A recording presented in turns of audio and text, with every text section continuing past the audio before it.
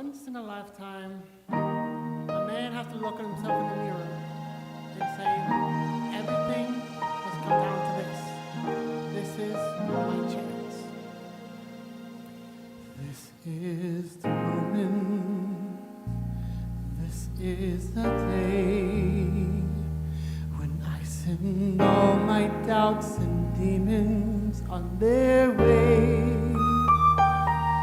Every endeavor I have made ever is coming into play here and now today.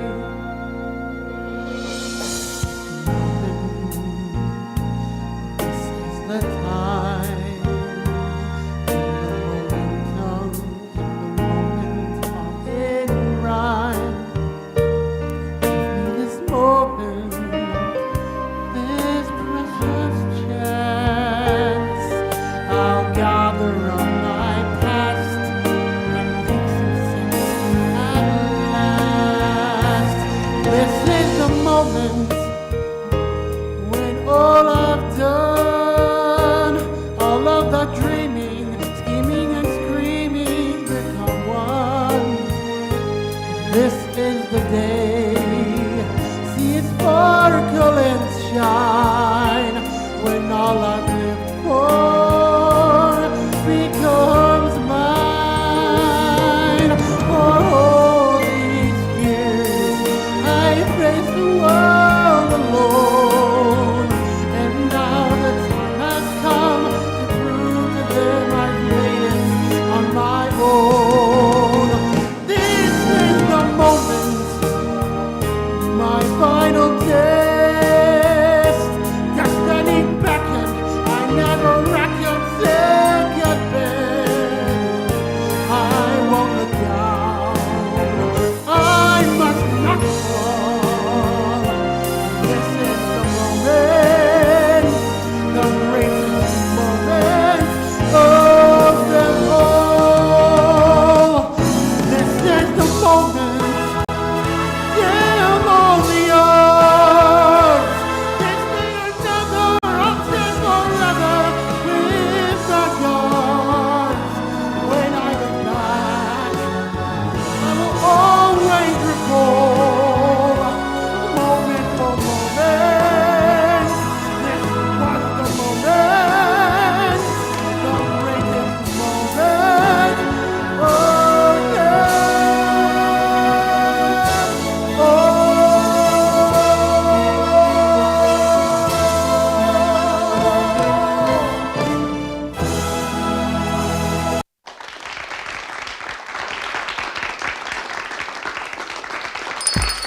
It's lunchtime and the Brooklyn Cafe is open for business.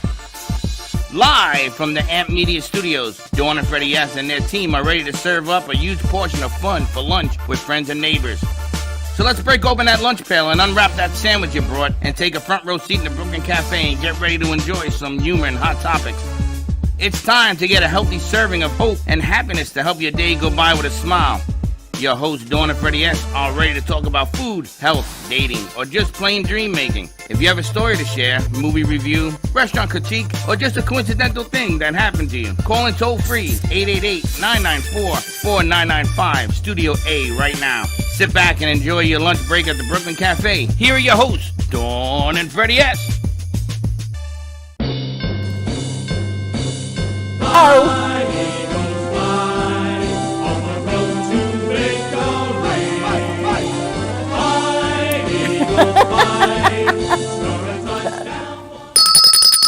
Welcome to the Friday afternoon of the Gong Show. Before the Super Bowl. Yeah, he's an Eagles fan, so that's the Fly Eagles. Did you notice that when they beat, he's an Eagles fan.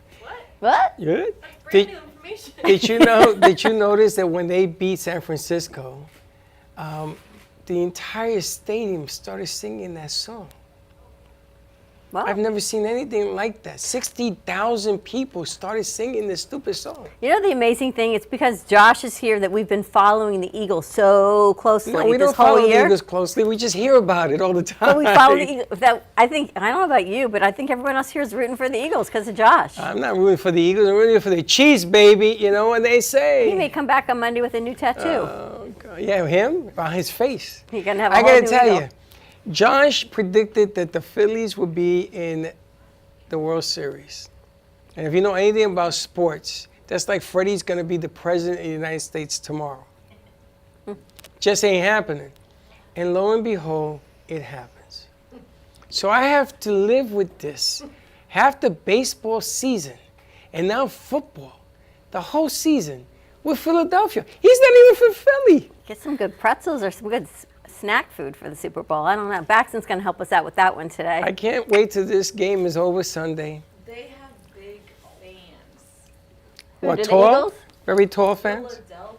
Big, Their tall, wide. fans are very into it, and they I don't know how they all come together like that, but Have you ever been to a football game in Philly?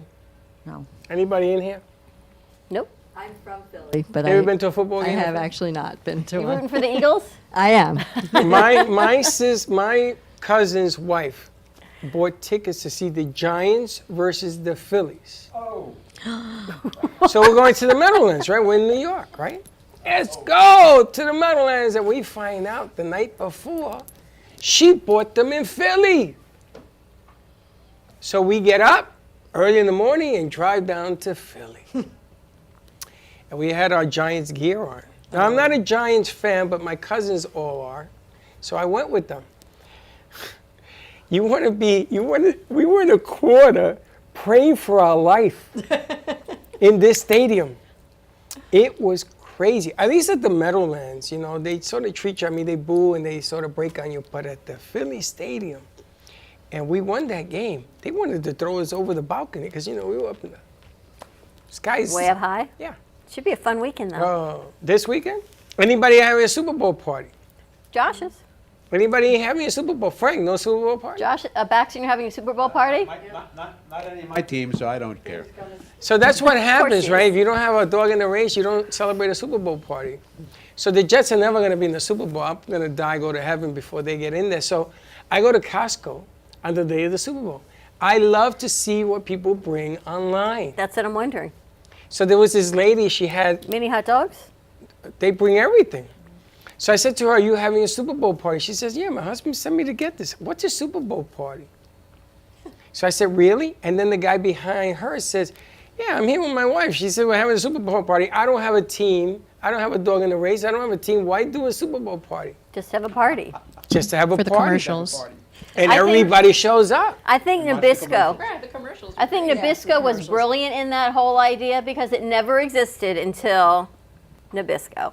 And they said, let's have a party and let's make snacks on a Ritz or on a Wheat Thin or on a Triscuit, right? And from that became a Super Bowl But party. you should see, they Talk bring about in, branding. Think about that marketing. what It's they bring brilliant. is size of beef. And this is no longer a little thing anymore. These Super Bowl parties. Then they'll go to Miami Stadium where they have a screen and they'll do tailgating and they don't even have a freaking team in the Super Bowl. Let's just have a party. But they do it everywhere. Where I live, the traffic, they have to have traffic control because everybody comes out for these Super Bowl parties. Just have a party. I'm not having a party because I don't got a fridge. But other than that, life is good.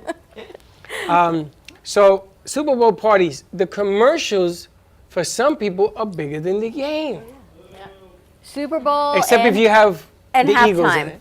Super Bowl is Commercials and commercial halftime. haven Yeah. because all the new stuff comes out. So you vote for which is the number one commercial. You ever notice everybody says, well, which one you like and which one you hate? Ever have a commercial? Is there one that you can remember that you loved so much in the past Super Bowls? What? The one with the cats that were herding. There was somebody, and I can't remember what the commercial was for. All I remember is that they were herding cats, and it was hilarious. It was just so funny. I remember that one. They were Candy? herding cats? They were herding cats, yeah. Clydesdales. Oh, those are beautiful. Clydesdales. Budweiser. That's an icon. That goes back. Remember to the dancing day. baby? Oh, yeah. Yeah, I remember that one. There's been so many, so I'm thinking like, what actually stands out? So we'll see what this year's are. So you're known for the best commercial, which is hard to get, or the worst commercial. Now, some companies do the worst commercial on purpose. Like Carvel. Remember the Carvel commercials back in the day? Yeah. They were the worst commercials ever made. The whole commercial took $5,000 to make. The cameras, Fuzzy the Whale, whatever that stupid thing, it was melting. Fudgy. That one. It was melting. But I remember it. It was voted the worst. and Although you have remember- no refrigerator, so you might have Fuzzy I have the Whale. Fuzzy. I have Fuzzy the You Whale. might have Fuzzy the That's Whale. right. I got no fridge. My Fuzzy Whale is melting. I remember the chick, Fitzpatrick, the lady, the car driver, the race car driver. She had the leather jacket, and she introduced the company. I can't remember the name of the company.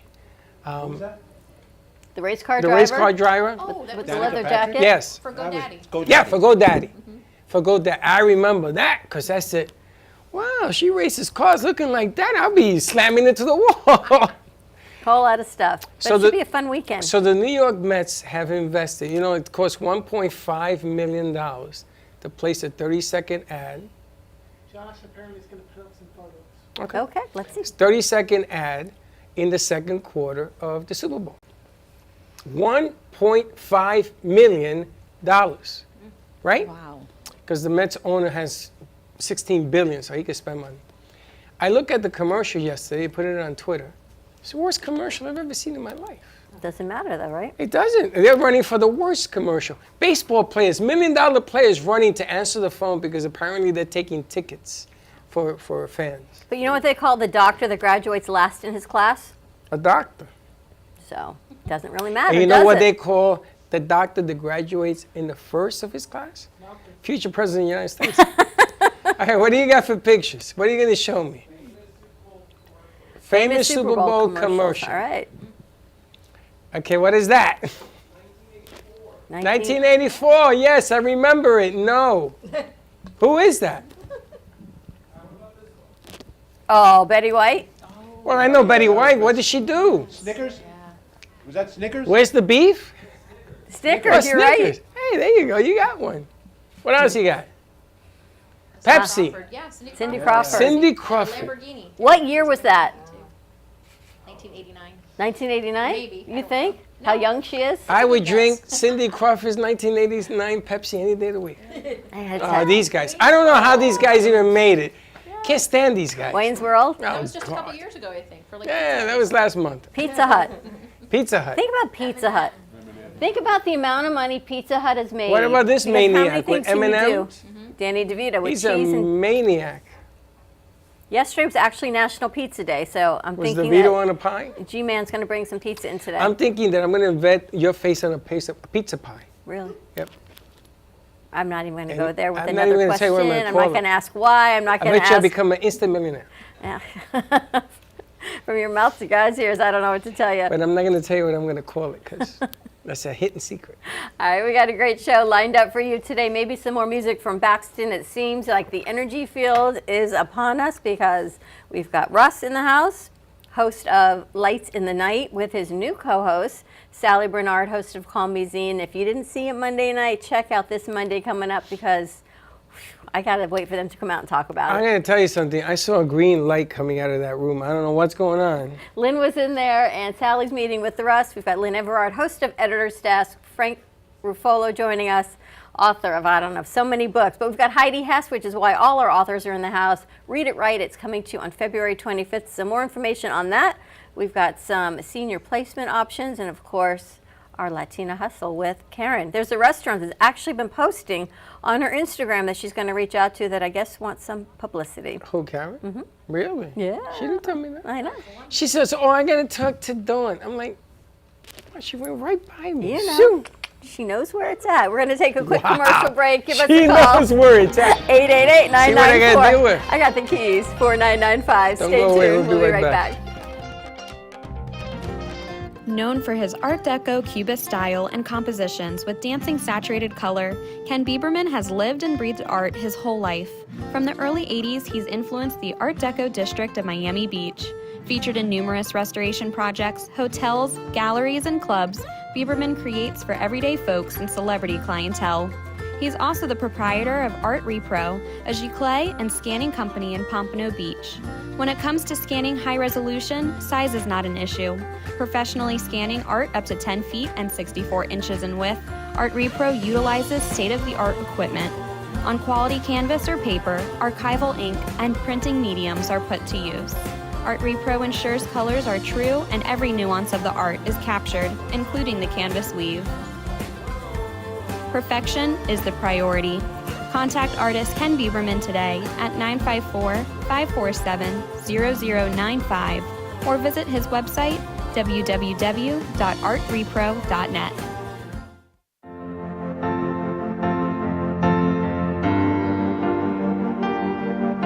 Being a successful woman in business means having the courage to own who you are.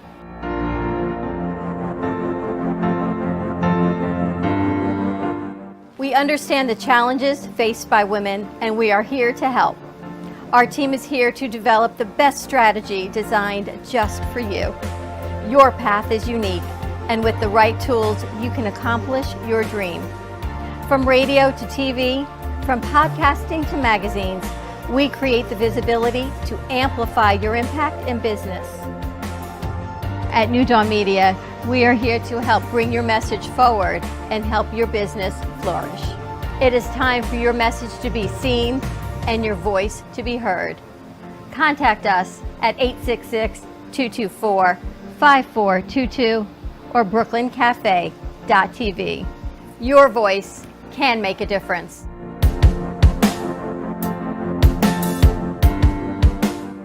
Le Sorel Restaurant, home of the authentic Italian tradition, offers a large menu that consists of seafood, steak, homemade pasta, brick oven pizza, and homemade desserts including a wide wine selection.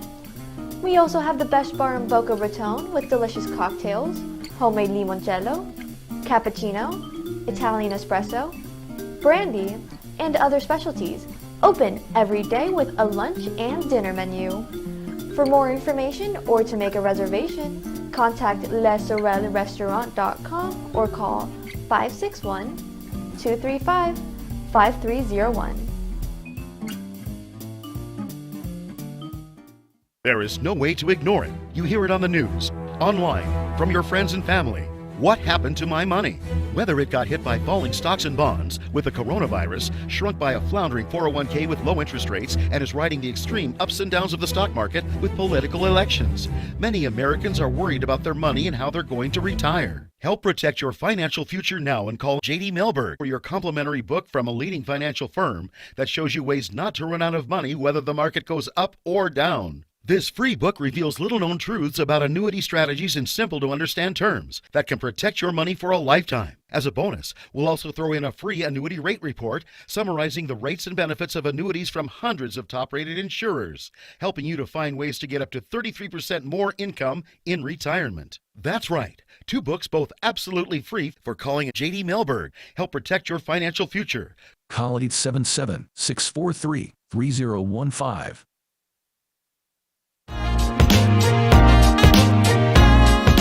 You've been watching the Brooklyn Cafe Show. Join us each day and after hours as we talk about the hot topics to open the conversations and share a few laughs. Now, back to Dawn and Freddie S.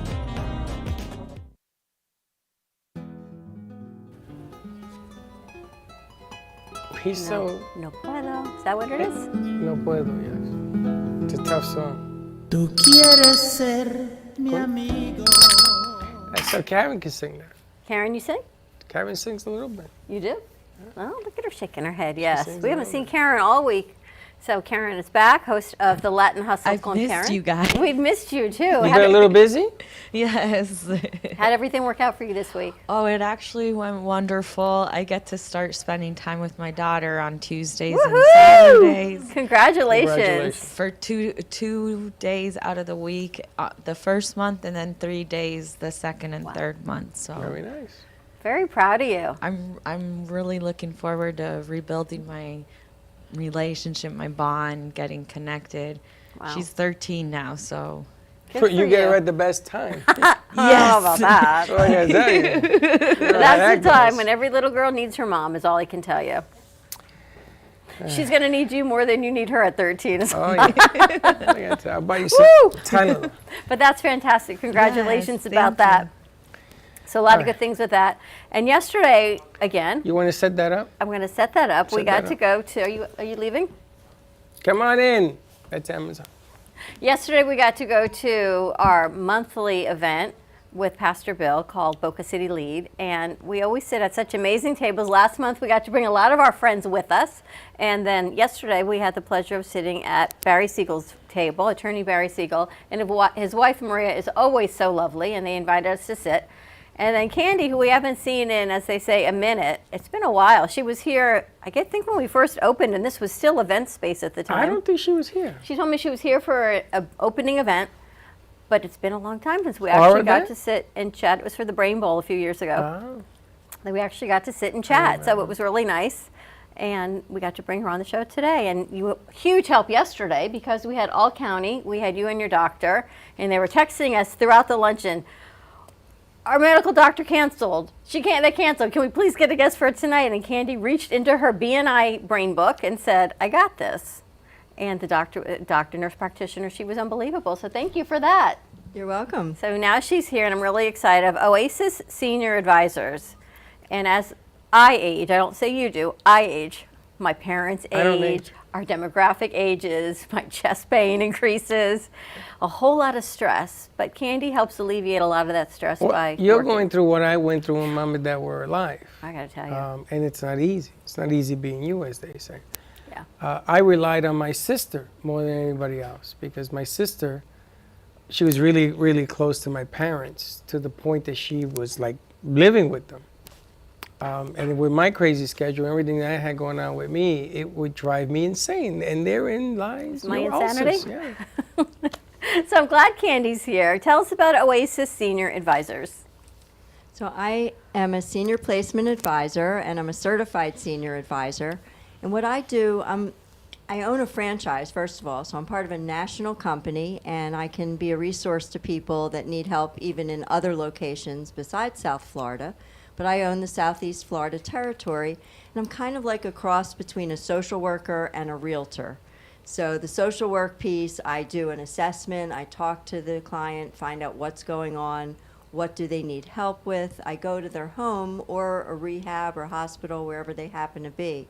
So if I'm in their home, I see how they live, I get to know them as a person, and I find out, do they need any care, or are they just looking to simplify their life, and maybe they're isolated, maybe they lost a spouse recently. So moving to a senior living community is a great way to get them to be with people, socialize, have activities, have transportation, have people looking out for you, doing housekeeping, laundry, all the things that get to be really challenging as you age.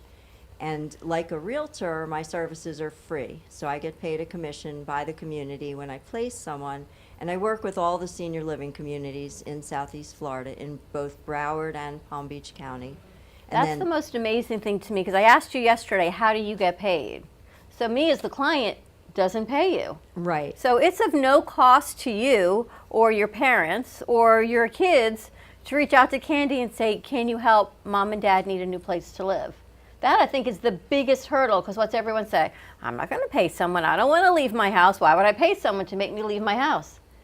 And you've overcome that first hurdle, which is unbelievable. Right. And senior living has changed so much. I mean, they're Yeah. fun. If you go in soon enough when you're still feeling good, you can have a great time. You go in soon enough. That's today's key word. They do a lot of fun events with the seniors, like dances, bingo, and Right. things that they love to do. It's like being on a cruise ship that's in port. Now, the interesting part that I was fascinated with is how she does things. You know, when you're under duress because your parents are putting you through whatever, and then you have your kids, if it depends with school, you're under a great deal of pressure. Ring a bell or two? And you sort of sit there and you talk to somebody and you're going to tell them maybe to somebody like Candy for the 19th time that you've had other discussions about how you're feeling.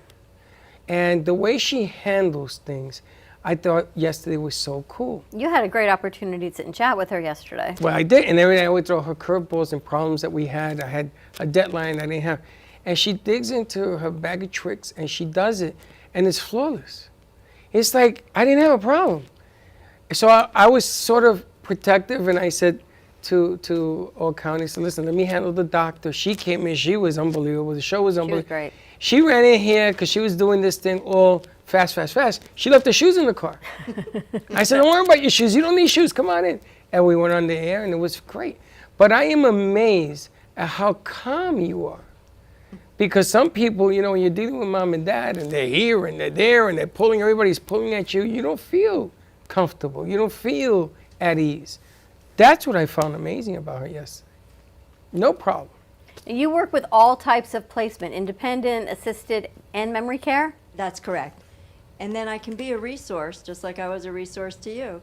I can be a resource for other needs, because when you're dealing with a senior, there's a lot of issues. I refer to elder law attorneys, realtors, senior move managers, care managers. Whatever someone needs, I usually know where to turn.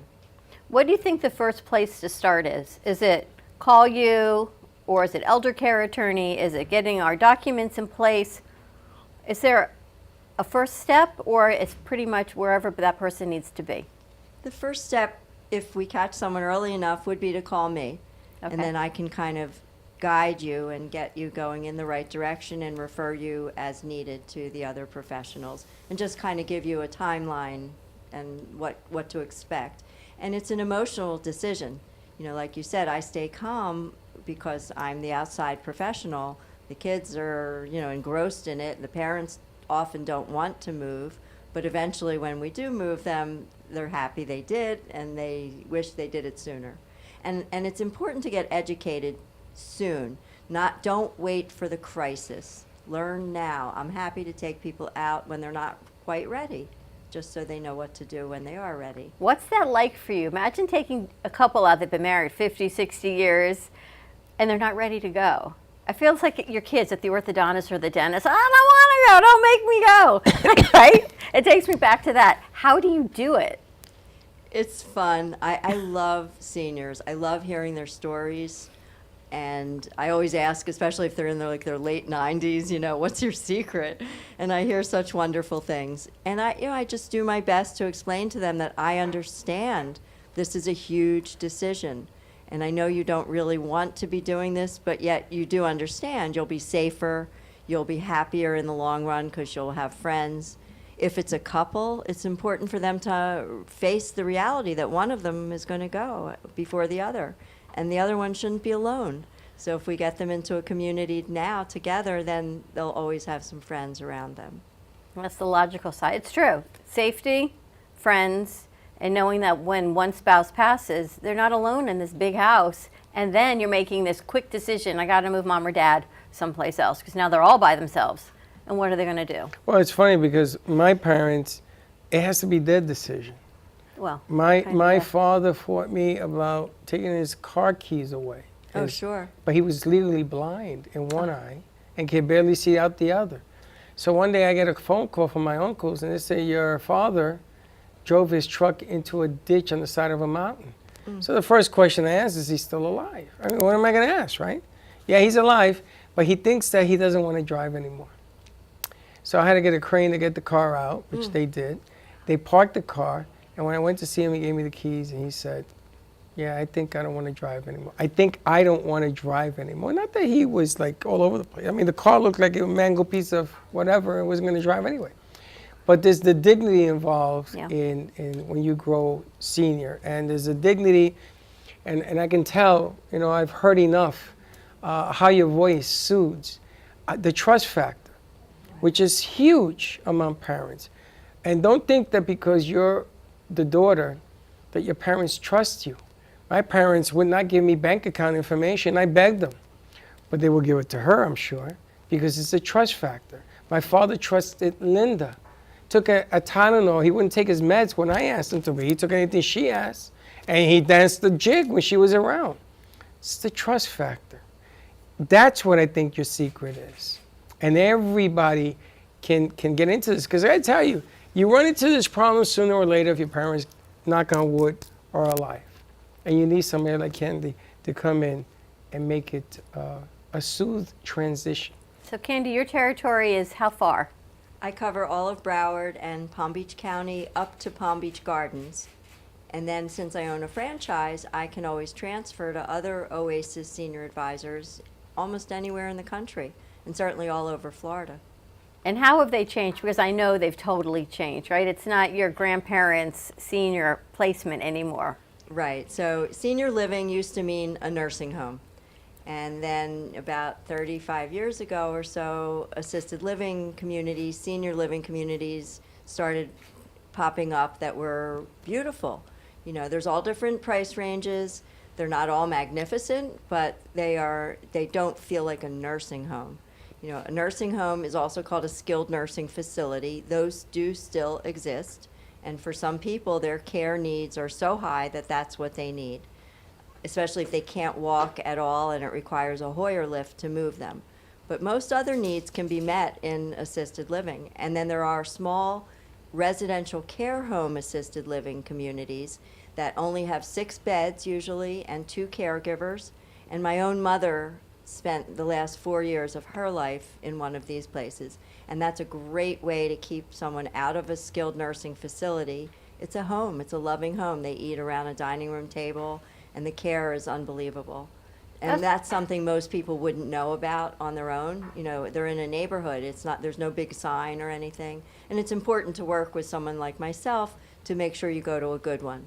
You know, Well, that's a nice idea because it's smaller. Because, of course, what do you think about COVID, right? You're in a big facility, a couple people get sick, they shut it down, you can't have family come in, you can't go to the dining hall. Now you're stuck in your room because there's more numbers. But this smaller residential community neighborhood sounds really nice because you can seem to get more of a hold on it and it's more of a feel of a family.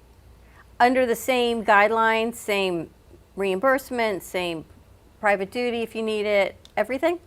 Yes, it's licensed. These homes are licensed as assisted livings, and they're overseen by ACA, the Healthcare Administration for Florida. In Florida, it's different in every state, and you get everything taken care of. They dress you, bathe you, whatever your needs are, they take care of. And you know, facilities are like 32 flavors. They're not all the same. Right. We had another gentleman in here who was taking his mom to different facilities until they found the one that they love. I wish you could test drive them. I got to tell you, I didn't know what a senior home was until I came to Florida. I met this one. I didn't know. In Puerto Rico, like I said before, you give mom a sandwich, a soda, and the TV, and that to us was the care. That's what we did. Until I came here and I met Linda and you and everybody else, and you guys work this field. I get amazed. I am strictly amazed at a senior daycare center. When I go see Linda at work, they have to throw me out of this thing because I want to talk to everybody. You know, I want to get a recorder and ask them about their life, all That's the the history. amazing thing. The stories you must hear have to be incredible. That's where I think our authors come in, to be to document these lifelong legacies that people don't. And if it's not written down, like you could do a book, What Happens in Your Car, or senior memoirs from Candy or something, because you must hear amazing stories. Absolutely. I've thought about doing that. And what I recommend and what I did with my own mother, because my mother did pass this past October. She was 99. Wow. And God bless. I treasured every minute with her because I always knew it could be the last. But I recorded her, both on video and just audio, telling me stories before her dementia got too bad. She did have dementia, so I made sure to catch her years ago, and the stories are just incredible. And for my clients, I mean, I love hearing their stories. I've met some fascinating people, and no matter what your life was, you're going to grow old. That's true. It's amazing. When I was 11, 10 years old, I was telling Dawn, I think I told Frank, in front of Papa Mammy in the Bronx, there was Jewish community, and they had all the tattoos from the Holocaust, right? And I was a kid, and I didn't know what that meant. So I used to sit with them. So Mrs. Freeman, may she rest in peace, she's the one that introduced me to that whole thing. Wow. And I used to sit for hours, because I used to bring them lemonade or something to eat, because they used to sit outside in these little chairs in front of the building, and they used to talk about the stories. And they were talking about themselves. So I introduced Juji, my cousin. Juji, come here, check this out. And he was fascinated. And we used to sit there in a milk crate and listen to the stories. I did it in the Bronx. I did it in Manhattan. When we moved to Manhattan, they had another by Yeshiva University. That was a big one. They had a whole park of stories. So I've always been fascinated by the storytelling. Maybe that's why I get along with Frank. Stories? Yeah, because his storytelling is freaking amazing. But I get so, and Lynn, I get so turned on by the fact that history is written and you can learn from it. And then the people involved in doing this are so different. And I've met a lot of people like Candy, I have. But her delivery yesterday, in the midst of how cool she is, normally people run around and say, let me see who I can call, or they don't do anything. It was great. She made one call and was done. Sandy, Candy, what's the best way for people to get in touch with you? They can call me. My number is 954-540-2595, or go on my website, oasisssenioradvisors.com/South Florida, and you'll see all my contact information on there as well. Fantastic. Thank you so much for joining us. Thank You should you. write a book or talk to Heidi and everyone. See about documenting. It's a great idea because once family members pass, the stories go with them unless you have it written or video or audio. The stories are amazing. You want it to follow you around, becomes a legacy. And you know, we've been talking about legacies all week. Yes, we have. All right, let's take a commercial break. More to come. Let's talk to Heidi Hessen, our authors. Read it, write it. Maybe now you're going to write your book. Well, I got ammunition. All right, stay tuned. We'll be right back. In times of economic uncertainty and chaos, your money means nothing. You may not even be able to get it from your bank or ATM. What you can bank on is gold and silver. Gold and silver have been a reliable and trusted form of currency for thousands of years. Call the Gold Hotline now and learn how to protect your money and your assets with gold and silver. Protect your money from the next market crash with gold and silver. Call now for your free gold guide. Born in Marseille, France, Max Lazega creates whimsical and free-flowing interpretive art. His 40 years in the construction industry created the foundation for his craft.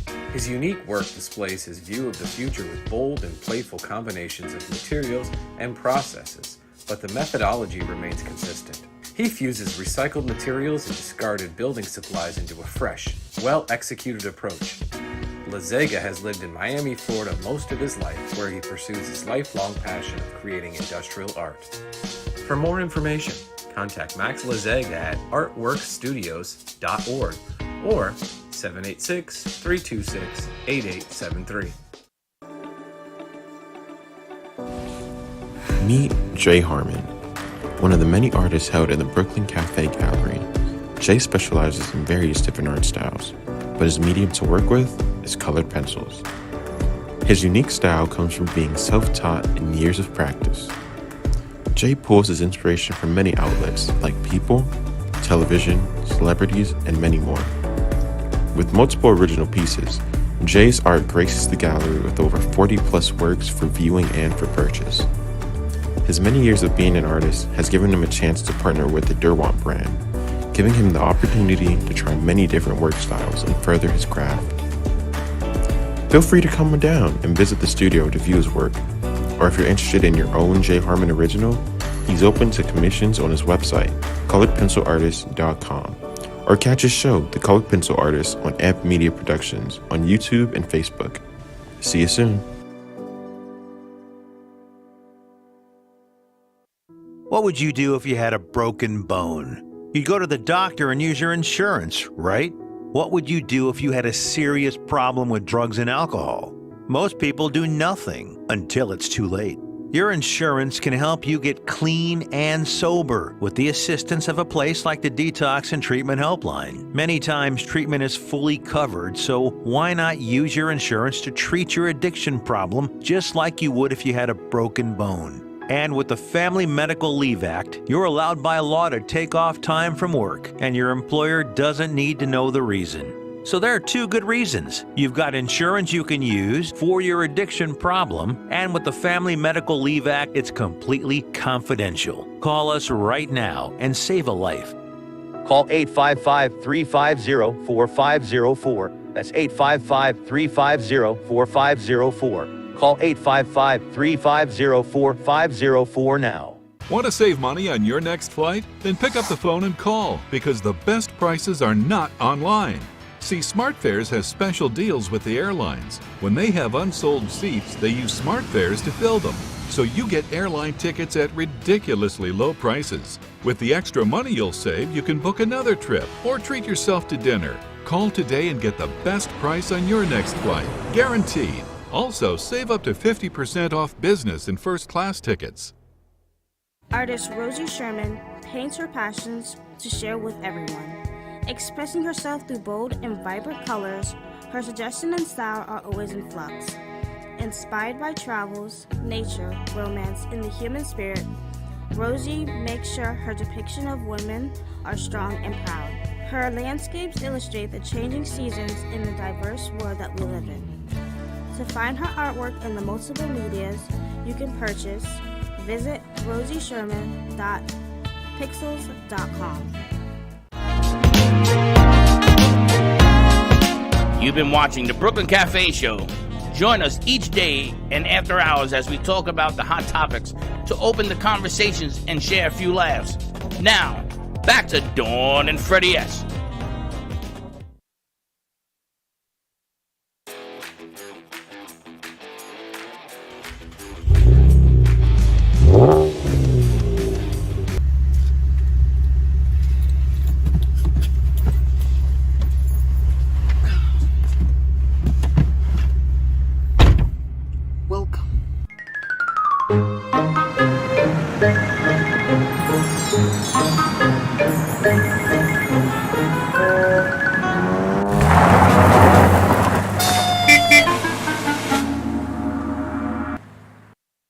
Hello, hello, hello. Good night, good evening. Happy Hanukkah, happy Kwanzaa, whatever you're celebrating right now. Hello, hello, hello. And welcome. This is Two Dudes in a Car. Yurt. Yurt. Where are we going today? Publix. Publix. Oh, yes, it's your car. Your beautiful, beautiful car. Oh, for the love of God, what are you doing? Track that baby. Okay, I think we're about to get into like a racing match or something. Oh, Lord. I can smell the gasoline from here. You're gonna smell the rubbers, the tires burning from the rubber. Why are you talking like that? You sound like a pirate. On the rubber, roar! We shall hear the tire burning from the rubber. Hey, what does a pirate have to drive? A pirate ship. A car! Oh, that's terrible. No, get a car. That's terrible. No, it's not. Hey, where do the pirates get their drinks? The salty spittoons. The bar!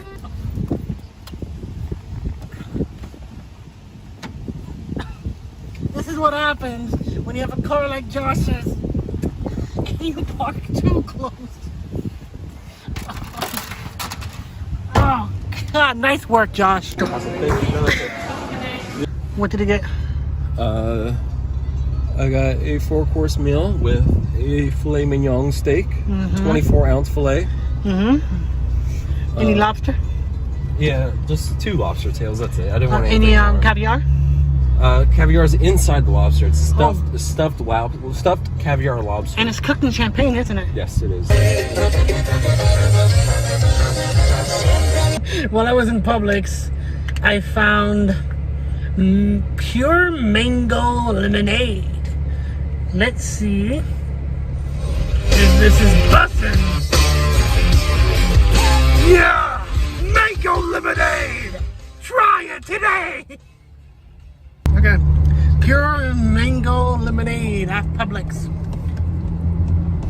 But I also got cookie cake and a chicken sandwich. I think it's time to wrap it up. What do you say, John? Sounds good to me. Alright. We will see you on the next episode of Cooking with Chaos. Two Dudes in a Car.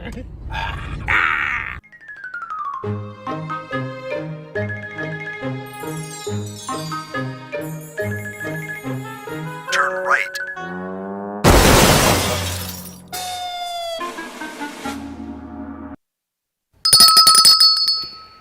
And that's hard-earned money. This is one of these kids is studying for his master's, and the other one is going to attend for his master's. That's your hard-earned money after you graduate college, which is an interesting concept in itself. I can't find them. What are you looking for? I mean, I know what I did with them, but the rest are nice anyway. We're back. Now, before we get back, settle down. We are going to introduce sometime next week the cafe, one day at the cafe game board. He's working on that, huh? Yeah, we talked about it. And we started putting the parts together at a game board. But this game board is going to be a little different because you're going to be able to peel the game board. You know how you land on things and it says go forward 5 steps, go back 5 steps. So you're going to be able to peel this thing and put another layer, and the game changes every time you play it. I like the Dawn Zone situation. Yeah, things disappear. You know what I liked yesterday about Pastor Bill? You made me think about that. It was always such a great event, and you were there. He opens it up and he says, and you've been with us, and Lynn, you've been with, and Sal, you all been with us there. And they do a prayer to God, which I know we can't do because it's a studio, but he acknowledges and gives thanks for the people that are here for the day, because the day will never be the same day again. The meeting will never be the same meeting. The show will never be the same show. It'll never be the same group of people with the same group of energy. And he acknowledges that every day is different, to be grateful for what today is and to be right here in the present. I thought yesterday was just fantastic. What does that have to do with my game board? Because you said you peel another layer and then you've got another another situation, another game, right, exactly. You're very good the way you did that. Exactly what it made me think about it. It's never the same. It's never the same game, never the same Never the day. same. So the game board is in 2 layers. So there's one board here, and there's another board here, and you got to climb the stairs of hope to get to that next level. You following my yes, my logic here? Jack and the Beanstalk. No, it's not Jack. So what happens is you got to go through this maze to get over here to win the game, right? So if you draw a certain card, you get to shift the game, the top game board shifts, it turns. So you could be here ready to win the game. Anyone who's putting this together know what you're thinking? Of course. Yeah, Corey. So as you're here ready to win the game, you shift it, and all of a sudden you're here, you got to go through this whole thing. Like to win chutes the and game. ladders. Is that what they do? I have no If you idea. land on something, then you end up down the chute, or you can climb the ladder. Yeah, but this whole game board The whole turns. board It turns. clicks into another. Interesting. You see, now everybody's saying Jumanji in the whole. I don't know. Is that part of the game too? I don't know. Jumanji had features that you would go across the board, and then all of a sudden the elephants would start running in the scene, and the board would start turning and stuff. I may put some elephants. May do that too. But everything on the game board has to do with here. So you have Frank's corner, where you go in there and you get Y. So you go step 10 spaces forward. We got to talk to Frank, see how his event was last night. We got to get to that too.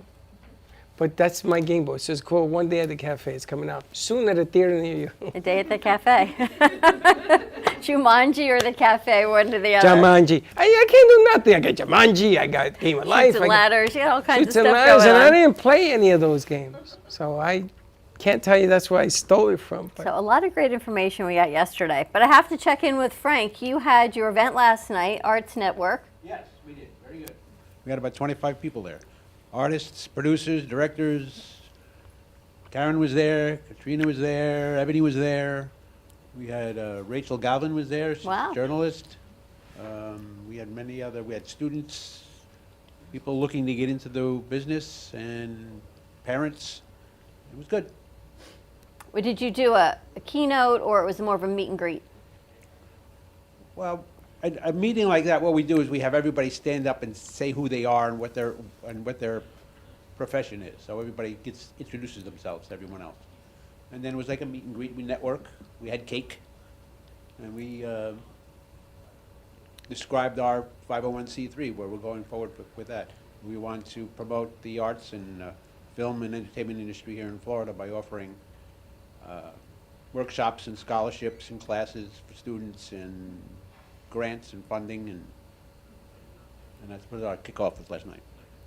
You got a lot going on. I got a lot going on. I like it when we go to events and they make you stand up and say who you are, what you do, what you represent. So normally I'm with this one. So she stands up and she says this beautiful dissertation, this like scholar. And then I got to stand up and say, I'm just with her. Yes, And I he say, does every single time. He goes, I do what she does. I do what she does to make it easy. So are you happy with the information that was shared back and forth? Yeah, a lot of people learned new things. We're going to be working, looks like we're going to be shifting priorities on one of our screenplays, and we may change it from a feature film to a series. And we got people interested in doing that. We got people interested in doing some other work with us on a sitcom development. So, yeah, it was good. Is it easy? I shouldn't say easier. Is it better to do a sitcom, a series, than to do one feature? Is it more plausible? Depends on what you're looking for. If you're looking to make a little bit more income, it's better to do a series. Because that's, if the series is accepted and it lasts 1, 2, 3, or 4 years, you've got that income flow for 2 or 3 or 4 years. If you do a movie, it's all done and done. You're out and you're done. So, And some movies never even get to and hit some the screen, right? some movies don't, They don't pop the screen. you know, they don't pop on the screen. So if you can get interested in a series, someone interested in a series and have that accepted, then. And you never know, you because never a know. series comes out. I'm on Peacock. People still sending me this stupid thing. I didn't even know it was on Peacock. Some guy I interviewed back about 15 years ago, he's on Peacock. They gave it to him, and he was talking about how he was on my show, and that started this. Nobody ever contacted me. We found out Amazon Prime now, you can upload. If you meet their criteria of a series or a movie, it's like Amazon Publishing. Amazon Prime, you just upload it. Interesting. Well, we need to talk about that. I didn't know that. Yeah, it they don't pay for it. If they accept it, they say, okay, come on, upload it. And it's free, you upload it. Amazon's amazing. That is amazing, Yeah. right? Heidi, you've got a great event coming up called Read It, Write It. I do. So it's called the Read It, Write It Book and Writing Festival, and it's taking place February 25th. That's a Saturday at the mall at Wellington Green. From 11 to 4. So right now we are up to 25 authors, also hopefully an editor and some other literary services that are going to be there. But it's all about writing and about reading and getting people excited about the writing process and reading. Yeah, so super excited about it. It's going to be a great event. Now, Heidi, you have a number of authors all under one roof. They're going to be coming together. Is this a one-day event, or? This is a one-day event, so this is our second event, so second annual, yes, but it's a one-day event from 11 to 4, and we have panels ranging from novice to experienced writers. We have workshops on, let me see here, we have one on creating more joy in your life. I had an author reach out, and she has a whole book on creating joy, and I thought it'd be so much fun to have a workshop let's talk about the creation of the book and her writing process, but also how we can incorporate more joy in our life. We all need that, don't we? Absolutely, 100%, yeah. And I mean, reading will bring joy, so come on out. How did this whole event come to be? Well, so I used to work for Cosmic Times, Martin Pierre with Cosmic Times, and we went to a lot of different events. And one of the events that we went to was down in Miami. It's a very large book festival. Everybody knows about that book festival. And I thought, I would love to see something like that in Palm Beach County. And so last year we had it at the Boynton Beach Mall, which was wonderful. COVID made working with different venues difficult and made it hard. But I always kind of saw it in Wellington. And so I approached the Wellington Green Mall and I said, this is what I would like to do. And they said, yes, absolutely. Let's work together. And they've been a dream. They've been amazing. Yeah. So how many authors do you have coming? Right now we are at 25. So it's going to be 25 authors. I do have a couple of writing groups, but everyone that we have there, it's either book-centric, writing-centric, something like that. So, yeah.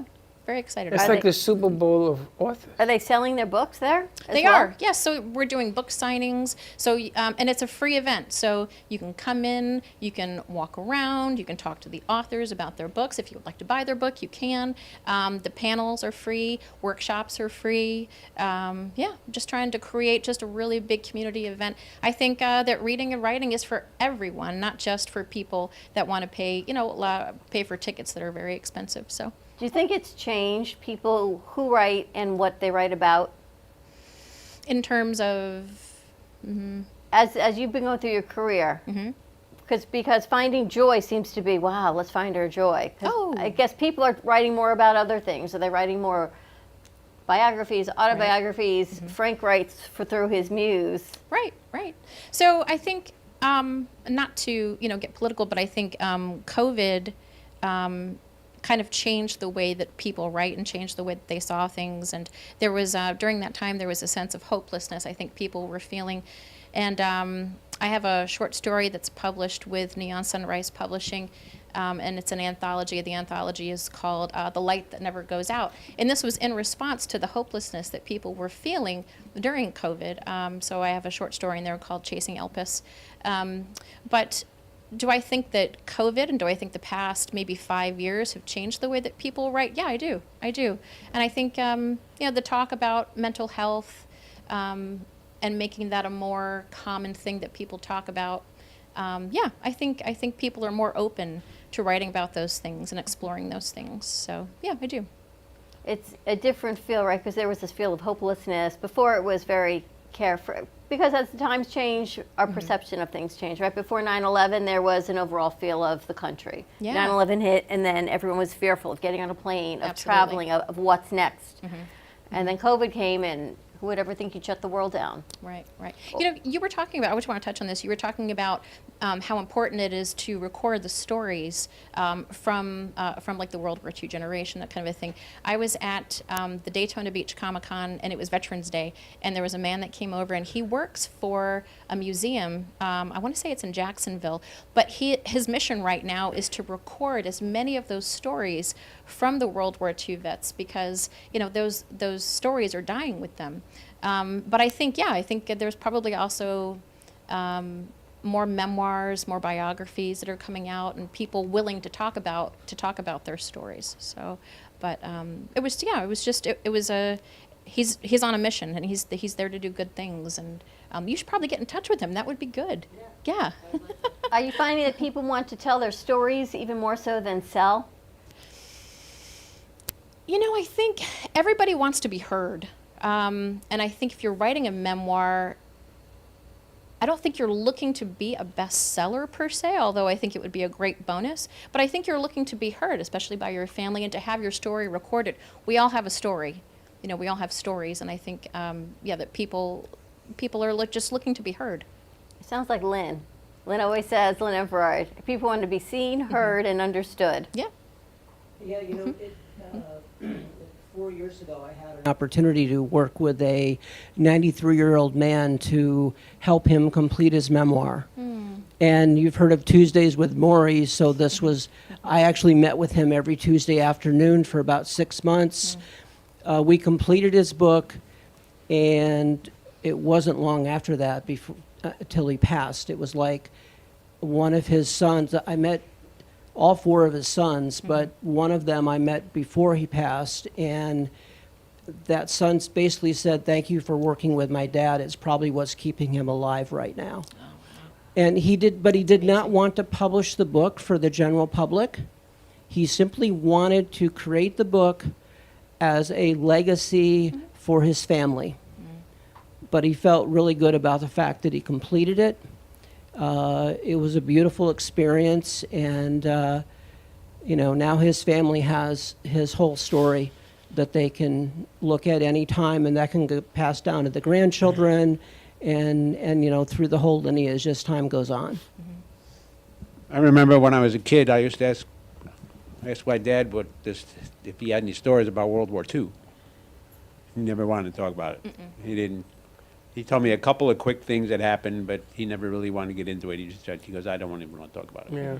There's a few people I know. There's a lot of people like that. Yeah. A lot of veterans that are just don't want to talk about Yeah, it. they don't wanna talk about it. Yeah, and that's okay. They don't have to if they don't want to. Now, I wanted to touch real quick on, because I know you've done book fairs like this, because I've seen pictures and what have you. I want to get your feeling. How do you feel when you sit there? I covered one in my entire history in production. There was about 30 authors, and I went in there and I had to put cameras all over the place because they were talking and they wanted to film what was being said. Because it's funny, you get 5 or 6 people and they all want to ask you a question, and you sort of have to wait until you answer one question, another, and another. And that's where they found out the film. They sort of generalized it and they used to wait and then answer one question. How does it make you feel when you're sitting there? Because I'm pretty sure 25 people is a lot of people, you've done these, and people start coming over to you, and then you can see the look in their eye about what you're talking about, or trying to understand what you're talking about. How does it make you feel as the author? It makes you feel that you've got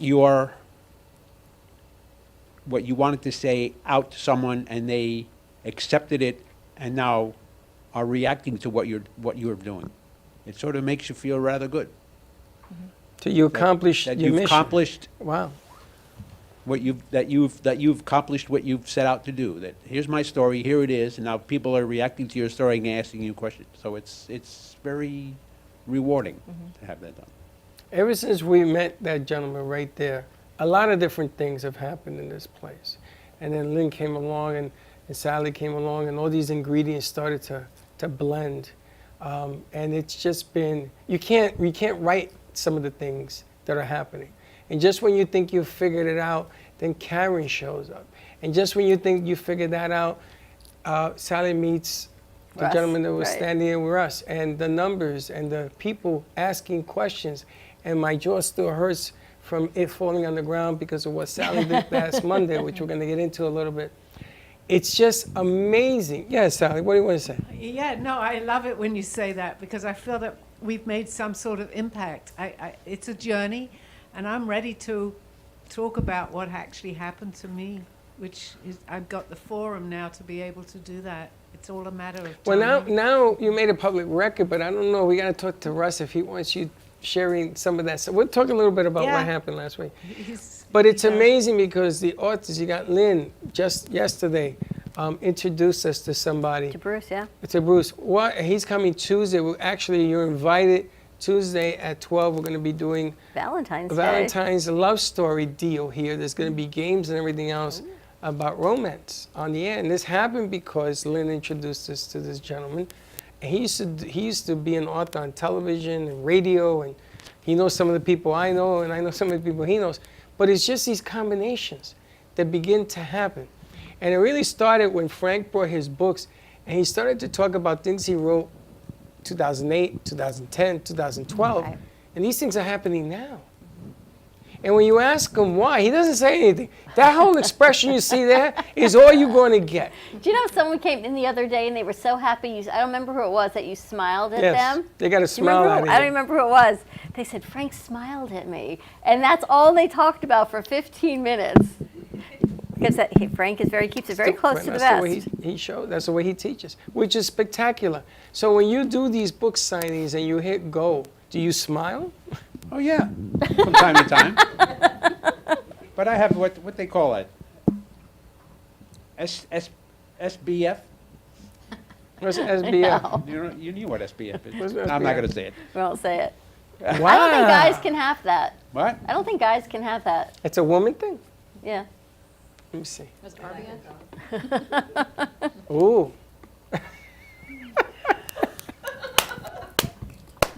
But how That's why Frank he's an delivers author. the information is just incredible. You know, I was thinking of you because we just talked last week about the in Japan, traveling the balloons. Oh, the balloons. The famous balloons. The famous balloons. But then as soon as I got home, there was the weather balloon. I'm like, oh my gosh, we were just talking about the travel balloons in Japan. The space shuttles, the ones that are going to be just like in Gabriel's Chalice. Oh, no, those are big airships. But those are the airships, right? But here we go again. Something else that he wrote about in here, they're going to do it again. I think they're reading your books to do and catch up, is Could what be. I'm thinking. I should get royalty. You should, because you seem to know just read through all of the books and you'll know exactly what's coming next. Well, I am fascinated to meet all of your authors because I would love to talk to all of them. And I would love them to meet our authors because now I can say I have our authors. Well, I'm hoping to be up there. I'm going to probably be up there with Heidi. Yeah, I know we talked about it, and I'm going to send you some information, and Yeah, I'd love to have you. I'd Yeah. love to do that workshop too. Yeah, so. As you said, you had a couple tables left, which is why I wanted to get everyone in sooner rather than later. Correct, right. And like I said, we have 25, and I figured 32 is really, I think, that's going to be the cutoff. So, yeah, so if you're interested, you can go to HeidiCreates.net, that's my website, or you can email me at HeidiCreates01@gmail.com, and that's how you can get in touch with me. And what are some of the workshops? I'm sorry. Yeah, that's okay. So we're working on a workshop right now. Frank is going to be talking about the publishing process. So if you have never written a book and you're looking to publish or self-publish, we're going to do maybe a short 45-minute workshop, that kind of a thing. And he's going to talk about that process for anybody that's interested. We have the Joy workshop, her name's Mary Beth, and she's going to be talking about her book and how she wrote her book, but also about how you can increase joy in your life.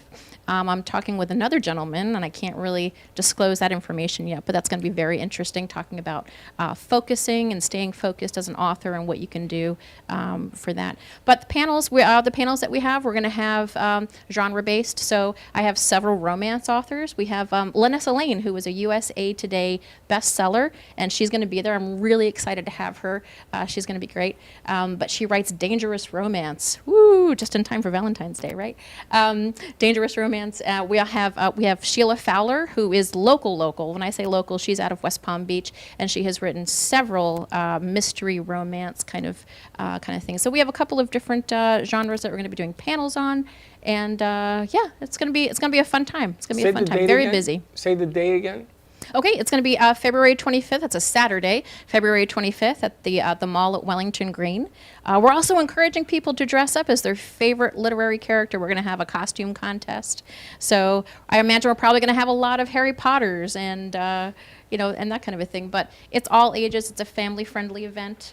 We're encouraging. So Frank, do you have any characters from your books that you would like to dress up as? Oh yeah, Frank. Why don't you tell us your character, Frank? Frank, tell us your character, Frank. Come on, Frank. Yeah, Frank. Yeah, Frank. Some of my books would not be family-friendly. Oh, okay. All right, let's take a commercial break. When we come back, we'll talk to Lynn and Sally. And I think you might fill up your tables by the time you're done here. I don't even know. You never know. More to come. Give us a call, 888-994-4995, Studio A, and we'll be right back. Welcome to AMP2 TV, the first and only internet production company that's truly plugged in. When you're looking for a full-service internet radio, TV production company, discover AMP2 TV. AMP2 TV is a full-service media company that can provide all streaming videos, video studios, radio studios, and television studios. Call us today at 866-224-5422, for no business is too small to grow to be accounted. It's time for your message to be seen. Let AMP2 TV help get you there. Stephanie Jaffe is a world-renowned artist who creates one-of-a-kind pieces. Using a keen sense of color and composition, her vibrant collages and mosaics integrate eclectic elements such as vintage keepsakes and fine china with blown glass and fired clay to create whimsical arrangements. For more information about her work, come down to the Brooklyn Cafe TV studio or go to StephanieJaffeArt.com. Welcome to Lost Harbor Spirits, a world where pirates inspire our spirits, treasures remain undiscovered, and flavors are infused with the essence of mysterious voyages. The distillery became one of the few women-owned craft spirits production sites in the U.S. From our award-winning spirits of vodka and rum to delicious gin, we're always coming up with some new and exciting flavors to keep your cocktails delicious and fresh. Contact Palm Beach Distillery at lostharborspirits.com to take a tour or purchase your favorite spirit at your local liquor store. Has someone in your family lost a job recently and now you can't afford your mortgage payment? Or do you have a rental property and your tenants aren't paying you? We can come to the rescue and pay you cash for your home immediately. Yes, sell your home and get cash all over the phone without dealing with real estate agents or having to waste time showing your home to lukewarm buyers. You don't need to lose your house to foreclosure. If you have equity in your home, we'll buy your home and give you cash within days, all in a simple over-the-phone and virtual process. Call now before your situation gets worse. Sell a home you can't afford or just need anymore and get the cash you need today. Call this number now. Call 855-348-5925. That's 855-348-5925. Again, 855-348-5925.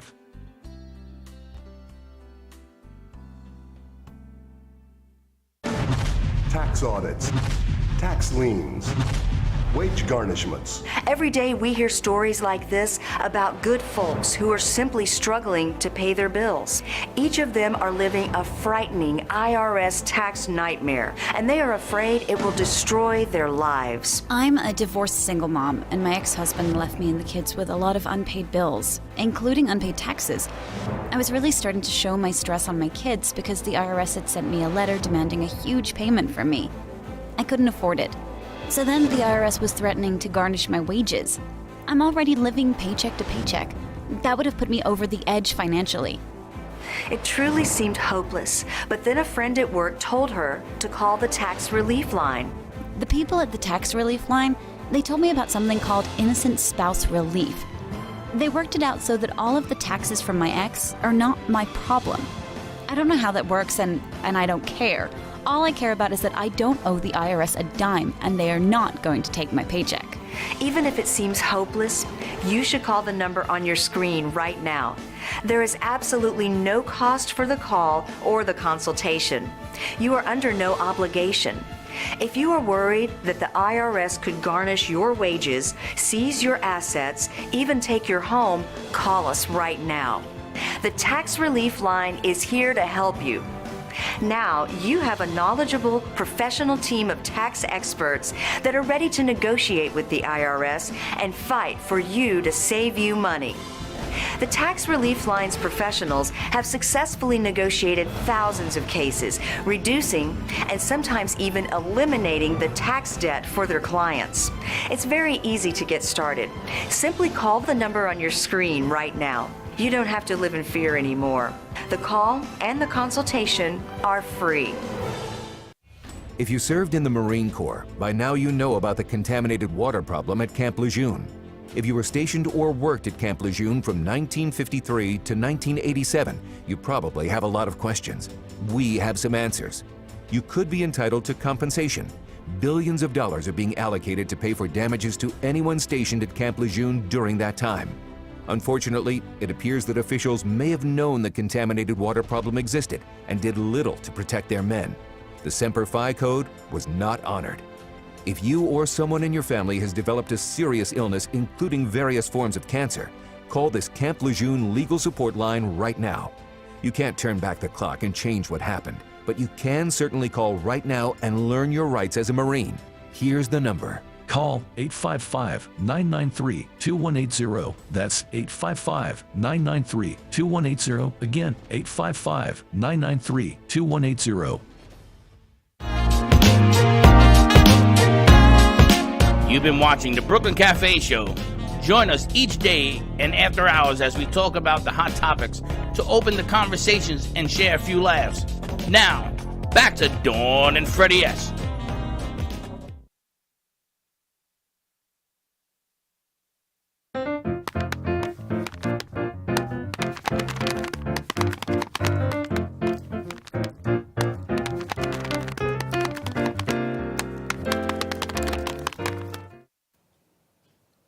Hey, how's it going?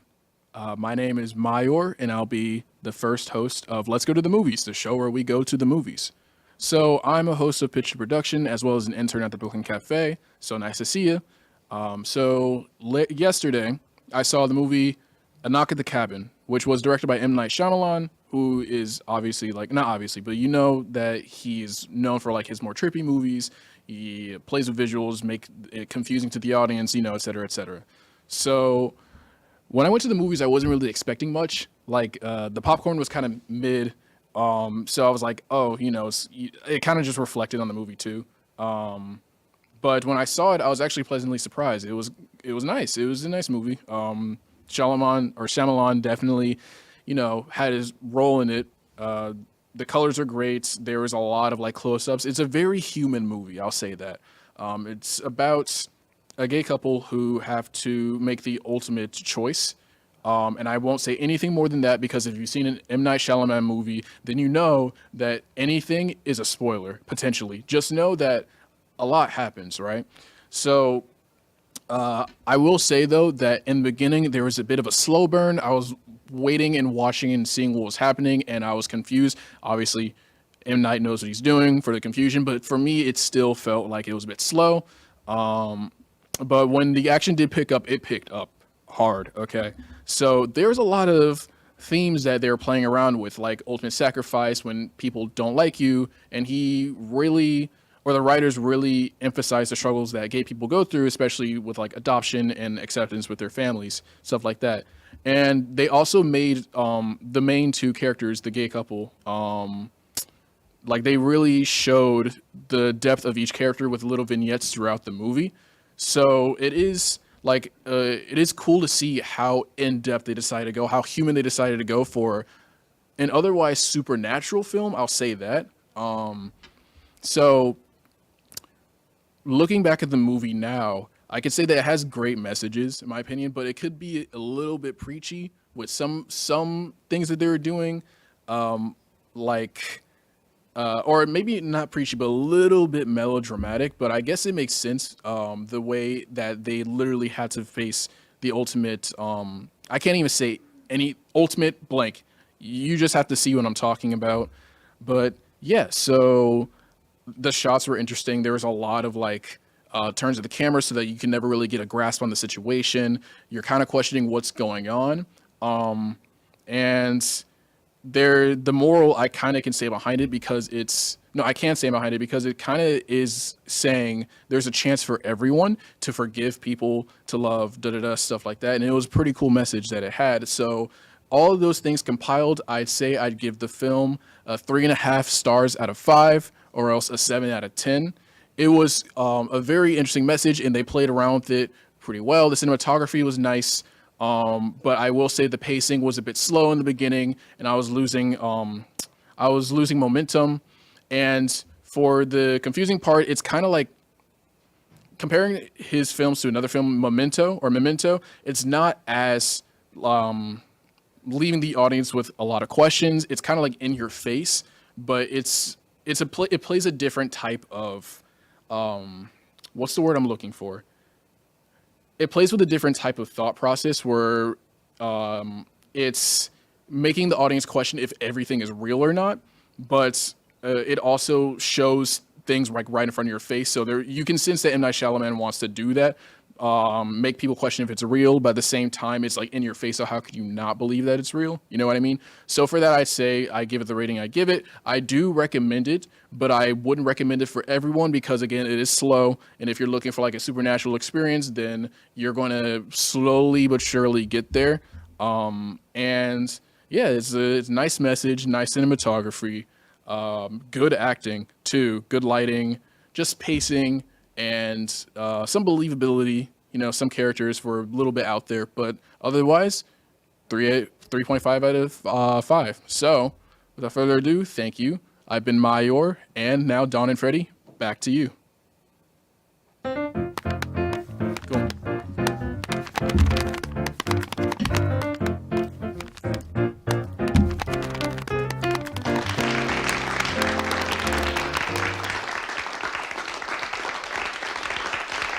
Good morning. How are you, Sunshine, today? And after that, you gonna go see it?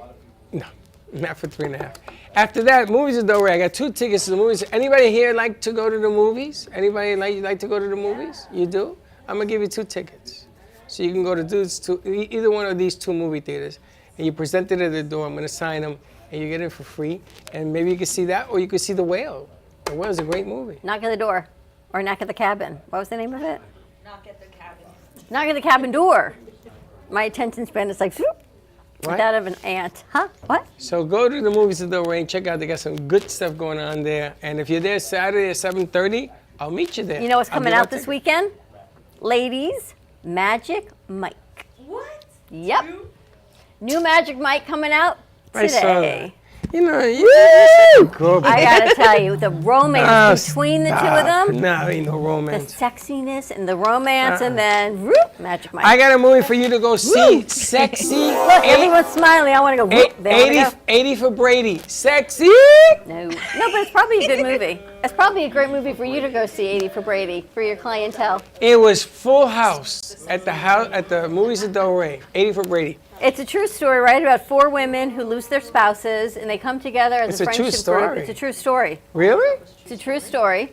I And they didn't come know that. together and they go to Super Bowl together.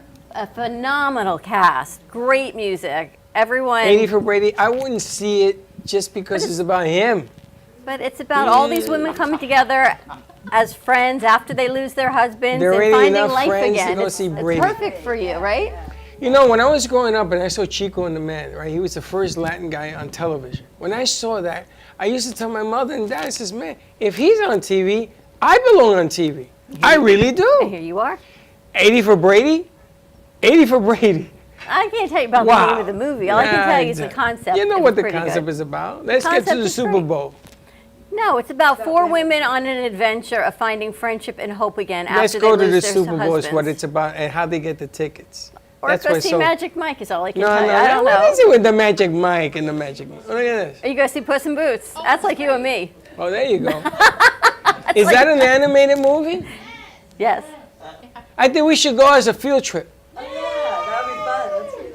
And again, there's your hard-earned money, Mom and Dad, your college degree children, masters and alike.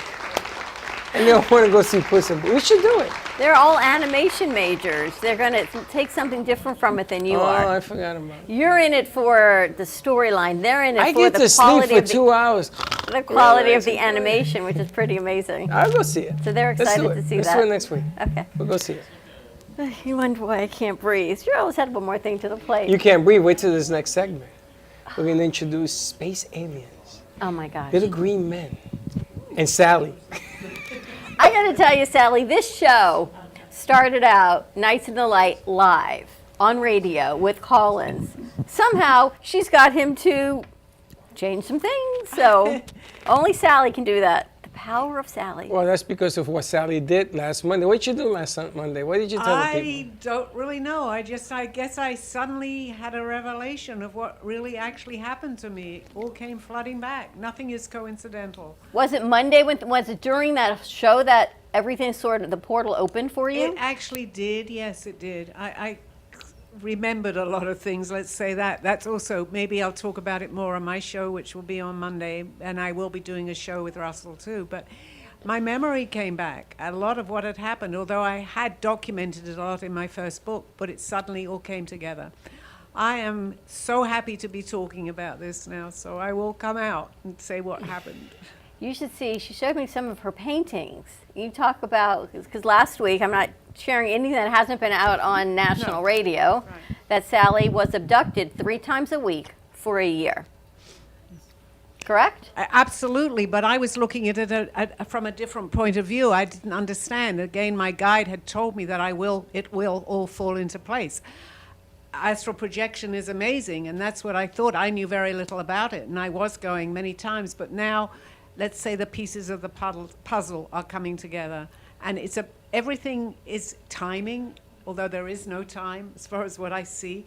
But with my book and what we're talking about with Lynn, it's all fitting into place today. It was about time. And it's funny because you guys have been working on this book before you met Russell. Right. Now, I know Russell for years. Mhm. I actually produced the first time he did this show, which was incredible, Mhm. and he brought it back. But what really got to me to set this thing up is that they had somebody from Hollow Earth on the air. Mhm. And if you know who Hollow Earth is, you understand they're following for years. This gentleman was running Area 51 at one time. So Area 51, the myth is there's really nothing there. It's just a military base, but then some, right? Mhm. So this guy, I don't know if he went in and came out different. He ain't the same no more. When she got on the set and started talking about, and you got to check it out. I don't want to give it away. You got to check out the show. He stayed quiet. And he agreed. And I'm like, do you guys know each other? No, they didn't know each other. That's when I decided to take a seat. And my jaw hits the ground because I didn't see this coming. And the guy certainly didn't. and you're talking to him like you know him. Right, yeah. And you're sharing, natural. well, you're sharing all of these kinds, because he's talking about Hollow Earth. He'll tell you where it is, how to get there, the whole nine. And they got over 2 million followers in that group. That ain't no small fries. This guy has a deep embellishment. And then you come out of nowhere. Yeah, well, I guess it was opening my memory a little bit to what had actually happened to me, which is also in my very first book, but I never even realized exactly the extent of what had happened, so it was opening up my memory a lot. So I was able to do. Well, I'm going to tell you. I'm glad you opened up your mouth. I was sitting there. Sorry, I didn't hear what. He said, "You're not alone." I'm sitting I know there. that. I know that. And I'm saying, watch Frank walk through the door. I was waiting for you Monday night after I heard this thing. And everybody was glued to the show. Everybody. I kept looking around the corner saying, is Frank going to show up any minute now? Because you're right. She's not alone, right, Frank? What do you mean by that? But I guess we all meet each other. This is our meeting place. We've been visited way before in the past. Absolutely. And still are. Yep. Yes. Well, there seems to be something that Russell wants, a message he wants to talk about. It's the same thing with you in the books, and then you see that message gets delivered and you smile and you go on to your next book. Russell came back to do this. I didn't ask Russell to come back. He found us again. And he says, I want to do this because I have a message to deliver. So we did some investigation. In 2024, they're going to be opening up, the government has to open up the books to some things that happened in the 40s and 50s and 60s. By 2028, they got to open up even more about what's going on. So you saw how congressionally they said, yes, we're going to admit there are UFOs. They sort of watered it down and downplayed it so that people don't panic. Apparently they think that when they come out with this news, everybody's going to run for the hills.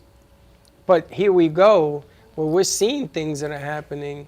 Well, you know about the Battle of Los Angeles? Everybody know about the Battle of Los Angeles? Tell us. You know about the Battle of Los Angeles? I don't. Maybe if you start talking about it, I might recall it. Right after Pearl Harbor, in L.A., I don't know what night it was, they tracked something on radar over L.A., and they must have shot 15,000 rounds of artillery fire into the ocean, trying to hit whatever it was. They never hit it. And it was called the Battle of Los Angeles. And they thought it was either Japanese or They thought it was Japanese, something? but it wasn't. It was UFOs. But Yeah, I Frank, read about this. I feel now is the time to start disclosing. Disclosure is very important, and I know you have to do it little by little, as I know you understand. Sorry, move over that way. Which Sit one? closer to Lynn. There you go. Oh, okay. There you go. Okay. Perfect. But I feel that now is the time to do this. I mean, but we have to do it gradually. I mean, I'm opening up to a lot of what happened to me now because I feel that this is the right time. I just feel it. I'm not worried. I'm not scared. And if people don't believe me, I have to accept that too because I understand. I was there myself. But the I think paintings it's you really showed me, important. you should see the faces in the paintings she showed me today. Yeah. Well, I was drawing on my travels, which now I'm understanding much more. But I was actually able to put in on paper what I was actually seeing at that point. And some of the ones that I have drawn, I'm saying I don't really like that because I didn't understand it. But today now I'm going back to see some of the things that I had drawn that make a lot more sense to me today. It's funny, there was a movie back in the day that they produced. I think it was called, what was it called? It had, they talked about people coming from space, and there were people that were connected to this thing, and they were either drawing it or they were writing about it. One guy did a clay model about it, and he brought in trees and everything else, and his whole house became the model. What was the name of the movie? It'll come to me. Yes, Close Encounters. That's right. You guys see With Close Richard Encounters? Dreyfuss, a great movie. With Dreyfuss, one of my actor I love. And I saw that day, and he said to her, "You should use clay because there were things in the drawings that didn't surface. Oh, that's why I do it with clay." And he had details and details. And I'm beginning to wonder what you're saying, Frank, makes a whole lot of sense because You all know, of a Close sudden- Encounters was supposedly based on something that actually happened. Well, this is what I was told, but I was telling myself, who in the world? Star Trek about plasma travel is now a thing. A lot of these movies give us a lot of, they're doing it in a different way. And I actually haven't read your books, Frank, but I'm really interested in reading them because a lot comes out that people, you know, just giving them a little bit. And again, I was always attracted to Star Trek and all these movies that I found absolutely fascinating. But there's a lot of truth from my belief. I believe. Well, there's you a know lot the of truth. medical bed where you lay down and then it had the little gizmos, and it says, okay, you're not good, and they did something, and then the gizmos work out. Those beds have transformed into something we've talked about. Those beds are here. The military's using them because they want to get soldiers up and ready to go. They just haven't let it out loose on the world. But all of these different things that are occurring now. You know, the Jetsons all of a sudden is not a cartoon. And they talked about in the Hollowed Earth, the guy from, what's his name, Zorro? Zorro. From Hollowed Earth, he says, and theirs have their own security and it's called this. And Sally says, oh no, that's not what it's called. It's called this. And I'm thinking, oh my God. I thought the guy was going to erupt on her. Who are you to wasn't tell sure. me? Having recently just got married, I didn't know how long my marriage was going to last at this point. But he's cool. But the funny thing was that the guy said, you're right. And I'm like, that's when I flipped. I said, you're right. What do you mean you're right?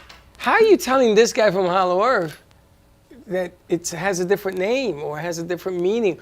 The thing with the Earth and the inner core and the outer core and the two different cores. And the veil on the other side of the moon. What the hell? Where'd you get all that from? Because I was told. And I'm seeing it now. A lot of my memory is actually coming back as far as that goes. One of the too, major although axes is the Hollow Earth is Antarctica. Is Antarctica. Antarctica, yeah. I know about Antarctica. Well, the funny thing is that all of a sudden we're racing. In the 60s, we were racing to beat the Russians allegedly to get to the moon. All of a sudden we're racing to go to Mars. And apparently they found water. And apparently, there's a lot of apparentlys all of a sudden. I was told that you can't go through the Earth because of the outer core. Well, that isn't true because this thing just went around the moon and came back. Now they're going to take people. And I know for a fact it's there because my son works for NASA, and he's not allowed to tell me anything. But he told you? He says, yeah, they went. Oh. They went. They came back. Didn't E.T. come out in the 90s and wasn't E.T. an extraterrestrial Yes. alien? And they saw more ET dolls than any time in the history of this him. world. With the little golden finger that used to light up. But the funny thing is that back then it was a kid's movie. And then it has grown because you don't want to come out and say, didn't Walt Disney have a message in all his movies? Well, if you do some research on NASA photographs that were taken on Mars, there is petroglyphs and statues there that look Egyptian. And there you have it. Yep. I think I read that article last week or 2 weeks ago. Something came out about that, which is pretty remarkable. I gotta tell you, I was in Puerto Rico. I was young. I was around 11 years old. And I was in Puerto Rico, and we lived by the Yunque, which is the biggest mountain, in whatever, the Caribbean. I don't know what it is.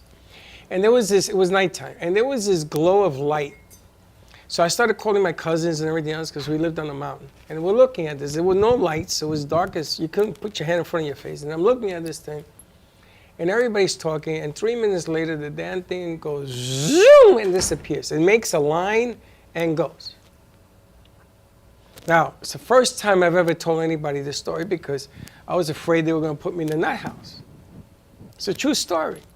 And I still to today do not know what that was. Did I see it? Yes. With their phones and all that to do that? No. So let me ask, what are they looking for? What do you think the message is, Sally?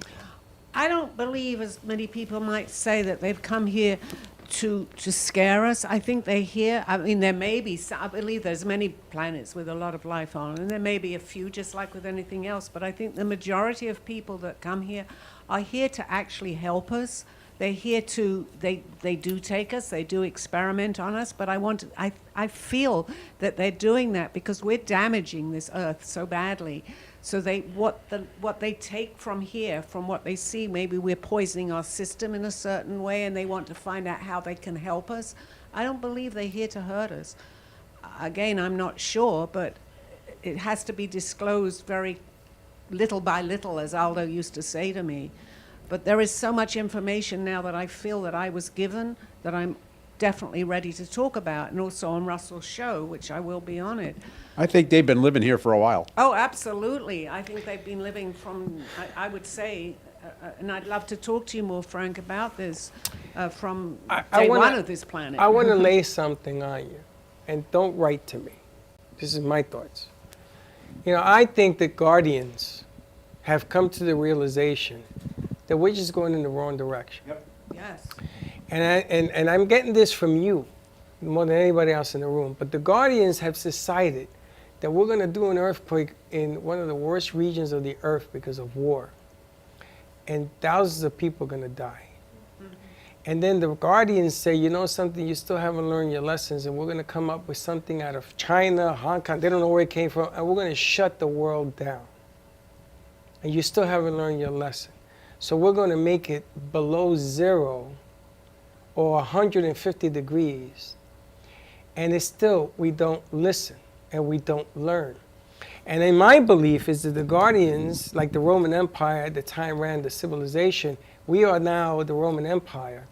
And we can't control. They're thinking that if you have one land that can control everybody else, you wouldn't have North Korea making threats at midnight with missiles, because we haven't learned. And the more I listen to what you're telling me about these choices that have to be made, I think that they're going to make the choice for us. It's good. The choices are going to be made. It's not going to be pretty.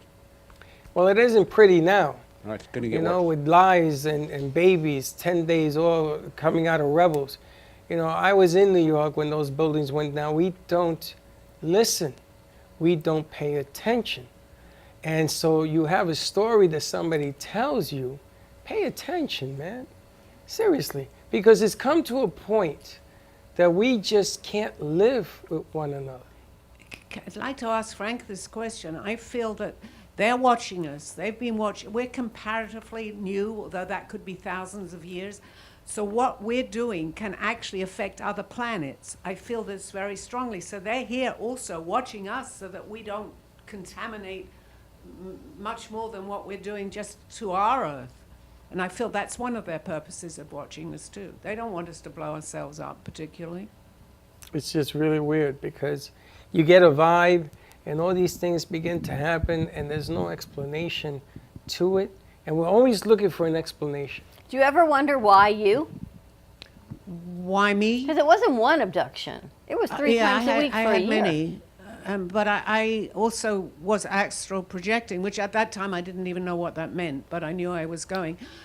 Because I mean, again, I always say on my show, I'm not special. I'm just someone it's happened to. I opened up to it. I couldn't ignore it. It happened too many times to me. And here my guide came in who knew who I was and was telling me to go little by little. So I'm here. Again, I would love to spread this message as best I can because I think it's very important. People don't believe me. I have to accept that too. I understand that. Does your body go with your spirit and your energy? Well, we have an astral body. That's also another show too. So that did go. And I couldn't understand, which is something I've just learned too, is how if I was asleep and there happens to be a partner in my room, would they see me?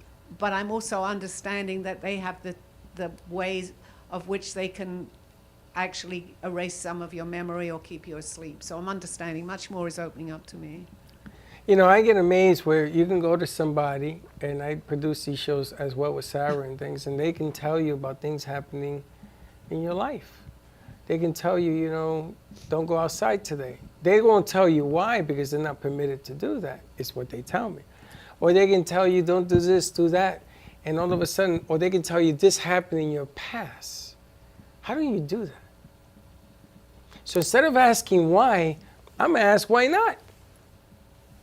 Why not? It took Sally, what about me? Why not? Well, yes, in fact, in my first book, I had a girlfriend, Dawn, her name, is a very good friend of mine, and she kept saying, why is this all happening to you and not me? And she'd call me the next day and say, I think they pulled the covers off my bedside. That's in my book, I think. It was very funny, but I had no idea what was happening to me at that point until Aldo showed up, so. You know, there's an old saying that massacres, bad things happen, and they leave one person alive. Tell the story. To go tell the story. To go into. So here we go again. And here we go again. I just am the firm believer that you can't have so many things happening at one time. I mean, one day is -5 degrees, and then there's an earthquake, and then there's this, and there's that. It's not global warming. You should read Gabriel's Chalice. I don't want to. I'm afraid to read his books because the more you begin to see it. You talk about the earthquakes. He talks about the light on the moon, and he talks about the heat and the flooding and the snow and it's all there. And here we go. And then again, how does he see it? I know. And the thing is that you sit there and you begin to question people because you take care of a community. You're a community caretaker. And what happens is when something goes wrong, you fix it. But you know why it went wrong. Over here, I meet this guy out of nowhere and all of a sudden I'm told to listen. To listen. And I'm trying to get them to listen. And then she comes along. And all of a sudden, the game begins to change. There are no coincidences. There aren't. We're just adding it on and on and on. And there are certain things you can control and other things you can't. And you can't control other people. I said the studio is like the secret garden. Remember, you open the fence and there was this beautiful garden inside. You walk through these yellow walls and nobody knows we're here. And inside is just an amazing place. Oh, you know, outside these walls is a lot of pain. Lots and lots of pains, lots of misunderstandings. And that's why I like coming in here because I get to sit down and try to figure it out. And you know what? I'm tired of trying. Just go and say, like when she came out of her bag, I was floored out. I expected Frank to show up any minute and forget about it. You had to take me out on a stretcher. Because these guys, these people, these gifts, I can't explain that. I've seen shows, I've done shows, I've covered even birth on a camera. Really? Yeah. Lady wanted her birth. And you know what? She had twins. You covered that? I did. You And filmed she that? didn't know. Nobody knew there were twins in there. How in the world? Now, this is going back a ways. But how in the world don't you know there's 2 heartbeats? Never heard the second one. Wow. Now we're going to take a commercial break. More to come. Our final segment. That's rude. Stay tuned, and we'll be right back. Welcome to AMP2 TV, the first and only internet production company that's truly plugged in. When you're looking for a full-service internet radio, TV production company, discover AMP2 TV. AMP2 TV is a full-service media company that can provide all streaming videos, video studios, radio studios, and television studios. Call us today at 866-224-5422, for no business is too small to grow to be accounted. It's time for your message to be seen. Let AMP2 TV help get you there. Stephanie Jaffe is a world-renowned artist who creates one-of-a-kind pieces. Using a keen sense of color and composition, her vibrant collages and mosaics integrate eclectic elements such as vintage keepsakes and fine china with blown glass and fired clay to create whimsical arrangements. For more information about her work, come down to the Brooklyn Cafe TV studio or go to StephanieJaffeArt.com. Welcome to Lost Harbor Spirits, a world where pirates inspire our spirits, treasures remain undiscovered, and flavors are infused with the essence of mysterious voyages. The distillery became one of the few women-owned craft spirits production sites in the U.S. From our award-winning spirits of vodka and rum to delicious gin, we're always coming up with some new and exciting flavors to keep your cocktails delicious and fresh. Contact Palm Beach Distillery at lostharborspirits.com to take a tour or purchase your favorite spirit at your local liquor store.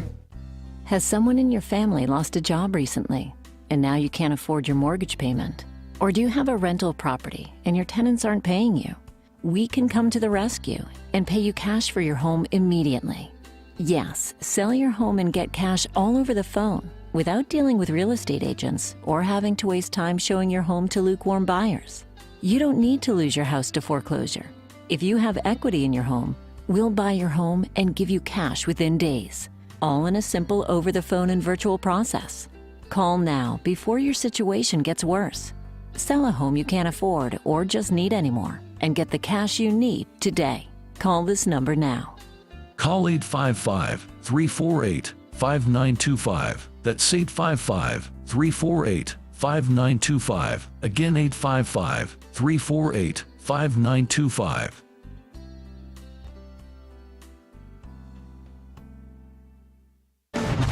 Tax audits, tax liens, wage garnishments. Every day we hear stories like this about good folks who are simply struggling to pay their bills. Each of them are living a frightening IRS tax nightmare, and they are afraid it will destroy their lives. I'm a divorced single mom, and my ex-husband left me and the kids with a lot of unpaid bills, including unpaid taxes. I was really starting to show my stress on my kids because the IRS had sent me a letter demanding a huge payment from me. I couldn't afford it. So then the IRS was threatening to garnish my wages. I'm already living paycheck to paycheck. That would have put me over the edge financially. It truly seemed hopeless, but then a friend at work told her to call the tax relief line. The people at the tax relief line, they told me about something called innocent spouse relief. They worked it out so that all of the taxes from my ex are not my problem. I don't know how that works, and I don't care. All I care about is that I don't owe the IRS a dime, and they are not going to take my paycheck. Even if it seems hopeless, you should call the number on your screen right now. There is absolutely no cost for the call or the consultation. You are under no obligation. If you are worried that the IRS could garnish your wages, seize your assets, even take your home, call us right now. The Tax Relief Line is here to help you. Now, you have a knowledgeable, professional team of tax experts that are ready to negotiate with the IRS and fight for you to save you money. The Tax Relief Line's professionals have successfully negotiated thousands of cases, reducing and sometimes even eliminating the tax debt for their clients.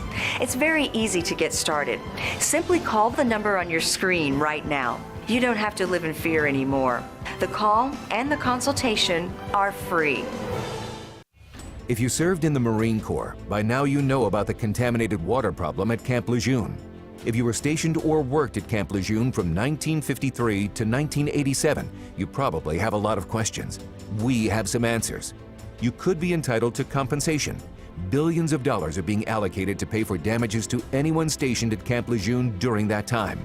Unfortunately, it appears that officials may have known the contaminated water problem existed and did little to protect their men. The Semper Fi code was not honored. If you or someone in your family has developed a serious illness, including various forms of cancer, call this Camp Lejeune legal support line right now. You can't turn back the clock and change what happened, but you can certainly call right now and learn your rights as a Marine. Here's the number. Call 855-993-2180. That's 855-993-2180. Again, 855-993-2180. You've been watching the Brooklyn Cafe Show. Join us each day and after hours as we talk about the hot topics to open the conversations and share a few laughs. Now, back to Dawn and Freddie S.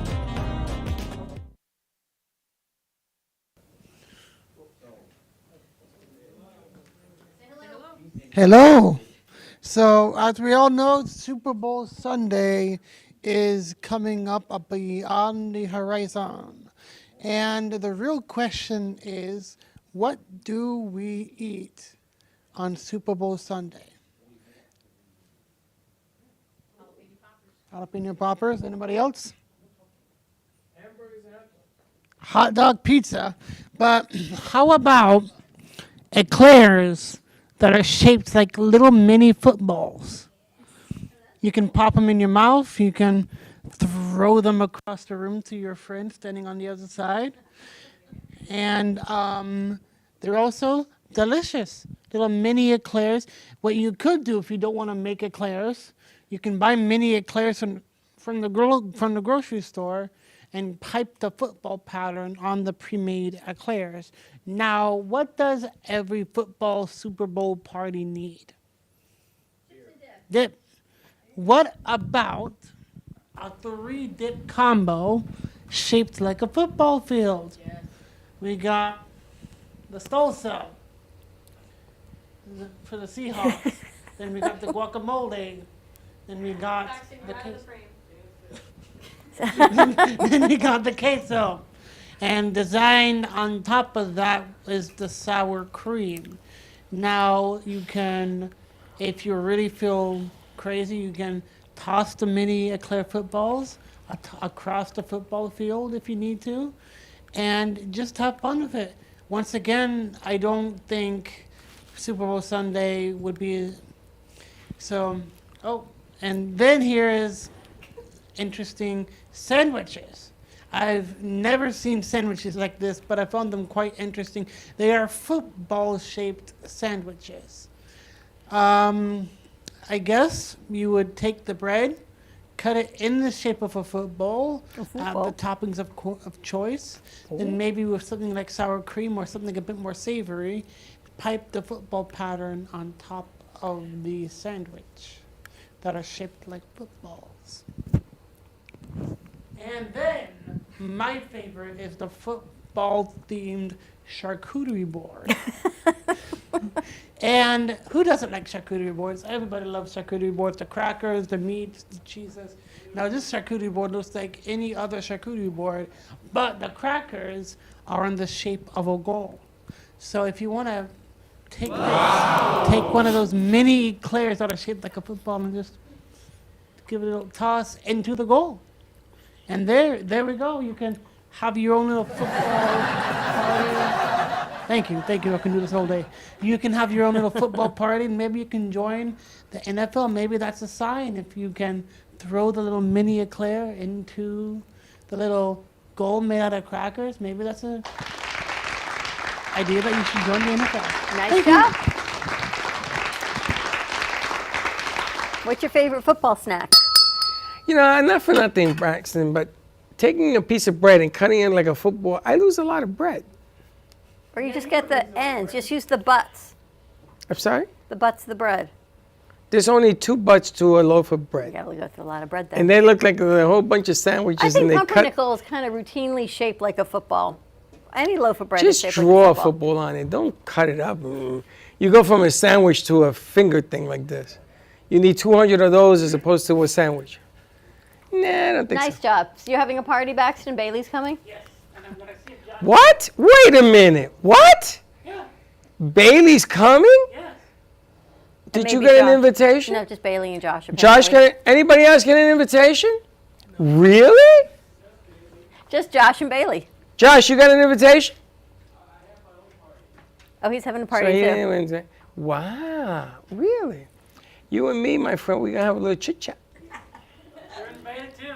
Oh, now I'm invited. You're invited. Welcome colony. Actually, I should The more the merrier. So I got ask Frank too. Frank has an idea for a special anointing segment Yeah, that'll work. or show. Either way, depends on how many people you can get to show up. It may end up a show. What will be the lead-in to a special anointment show? To get spiritual awareness and healing if you want. And Because accept the Holy lead-in Spirit. is what will attract people to do it. Yeah. So we have to sort of That'd work. figure it out. About healing. Mm-hmm. Again, I back- mean, if it works, I can't guarantee results, but you could end up with crutches on your walls. Crutches on the wall. healing people. It's like they say, you never know. What does they say? Don't talk bad about something you know nothing about because it can hurt you a whole lot more. So it can't hurt. Nope. Staying Can't hurt. respect. I think we have to put the lead in. We have to put together how the lead in and people can come, and we'll do a special show to this thing. I think I kind of like it. You know, like they say about chicken soup, take it. It may not help you, but it can't hurt. That's right. Chicken soup for the soul. Kind of like That was a anointing book, for the wasn't it? soul. Yes, there's a lot of those. There's a lot of books like that? For the mother soul, teenage soul. Really? You read them all? No, I remember. Uh-huh. I remember reading the relationship one There's a when whole I was series of younger. them. 'Cause I've seen it happen. People walked out of wheelchairs and dropped crutches. Over chicken soup? No, the over- anointing. Oh, the anointing. Yeah. I got to tell you. Because Frank does anointings for anyone that does not know. He's been gifted with the power of healing. Power of presenting the Holy Spirit. I can't heal anybody. It depends on you and the Holy Spirit. It's interesting because And people have been healed after I have anointed them. I have a question, Frank. Is Reiki Holy Spirit healing? Reiki. Reiki. What know what that is. people use like their The chakras. chakras. Chakra. That's self-awareness, and you can align yourself a little bit better and get self-aware. But what I do is I present the Holy Spirit to you, Oh. and then if you accept it and take it into you, and your faith, then you're receiving the power of God to heal. If that's what That's what you believe. is intended to be done. It's funny, when I was an altar boy, I was 7, 8, 9, 3 years I did it.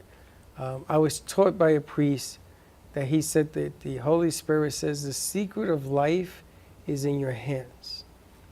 And your hands have magical powers. That's where you have two. We come in pairs. Everything on us is vital, comes in pairs.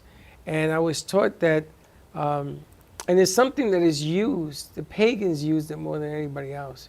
In baseball, I was talking to Josh about this. Every time you made an out, they used to tap you in the back of the knee. Or that pat in the butt. Remember that thing? And then they stopped doing it because you're not supposed to do that.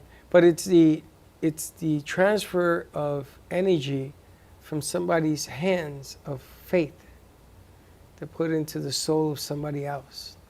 And that's one of the things that when I first met Frank, and he did what he did with me, and again, I'm talking about myself, not you, I felt it. You know, I had a little chit-chat over there with my mom who passed away, and that was just my calling. Everybody's different. But it doesn't mean that what Frank's talking about or wants to do is any different than what you have thought about. Because everybody wants to heal. They just don't know how to get there. True. So it's just another pathway to doing what he does, some of that magic. And it's funny how Frank came into our being, right? I think he found us. I found you. I think He Frank found sent us an email saying, I wrote a book called Gabriel's Chalice, and can you interview me, or would you like to interview me? Something along those lines. And Sally always says there are no coincidences, so an opportunity presents itself, just like with you, and Krista sent your information, and then I was like, oh my gosh, I gotta bring Frank, I gotta bring Lynn, and it always works in I'm alignment. so grateful. Yeah, I'm so grateful that she introduced us. This is wonderful. You must be open as, I guess not a publisher, but an author and a writer to so many new ideas. Does it fascinate your mind when you hear different things? And you know, it's interesting because you'll get inspiration from lots of different places. I was just recently at Central Florida Comic Con, and the hotel room that I was staying at, the window opened up onto the runway for an airport, and I was like, oh gosh, I'm going to listen to this all night. But it actually turned out to be inspiration for a short story that I'm working on, ironically enough, about aliens. So course. you know, my Are you brain, serious? my brain is a very, very strange place. It's an odd. Are you strange serious place. about I am that? dead serious. About aliens? Yeah, but that's the kind of stuff that I write. So the short stories that I have in my collection, for the very first one is about a woman who was abducted by aliens when she was younger. She paints herself blue, but I'm not gonna go any further into that. But yeah, my brain is a strange place, and inspiration strikes everywhere. You never know. You never know where the next idea for a short story or novel or anything will come. How many so. alien books have you written? Me? Yeah. I'm trying to think here. One, there's really only been 2 short stories that have kind of been science fiction, alien-like, and then this will be my 3rd one. So. And where does this inspiration come from? Everywhere. Again, I went ahead and I opened up the curtains and I saw the blue lights on the runway, and I got inspiration from that. A lot of the times, there's been a couple of times where I'll be in line at Disney World or Universal with the kids, and I think it's just because if I'm relaxed and I just kind of look around and pay attention to things, I watch people, and that's where I get my ideas from. Yeah. My best friend, I'll go ahead and she's my first beta reader. I'll write something and I'll send it to her and I'll say, "What do you think?" And she'll say, "Where do you come up with this stuff?" So I don't know. My brain is an interesting place. It's amazing. Well, welcome to the family, as they say. Thank you. It's nice to be here. Sally, Thank you to you might Krista even Martinelli. have a painting to go with her short story. Yes. Really? You never know. Oh my gosh. All right, yeah, ready to you wrap gotta this show up? You never know. That just floored me now. That's the icing to the cake today. Right? Now I'm tired. I am exhausted today. It's been a week. It's been been a a week. fantastic week. It's been a great couple weeks. But I got to tell you, I'm a little tired. So am I. Good stuff, though. Have a great afternoon, everyone. Stay safe. Be kind to each other. Tune in. I guess we'll see you on Monday. Go Eagles. Freddie? Nope. Go Chiefs, baby. Valentine's Day. So Tuesday, if you're in the area, join us right here in the studio for a Valentine's Day love, relationship, numerology show. More to come. Have a great weekend. Don't be late. Bye-bye.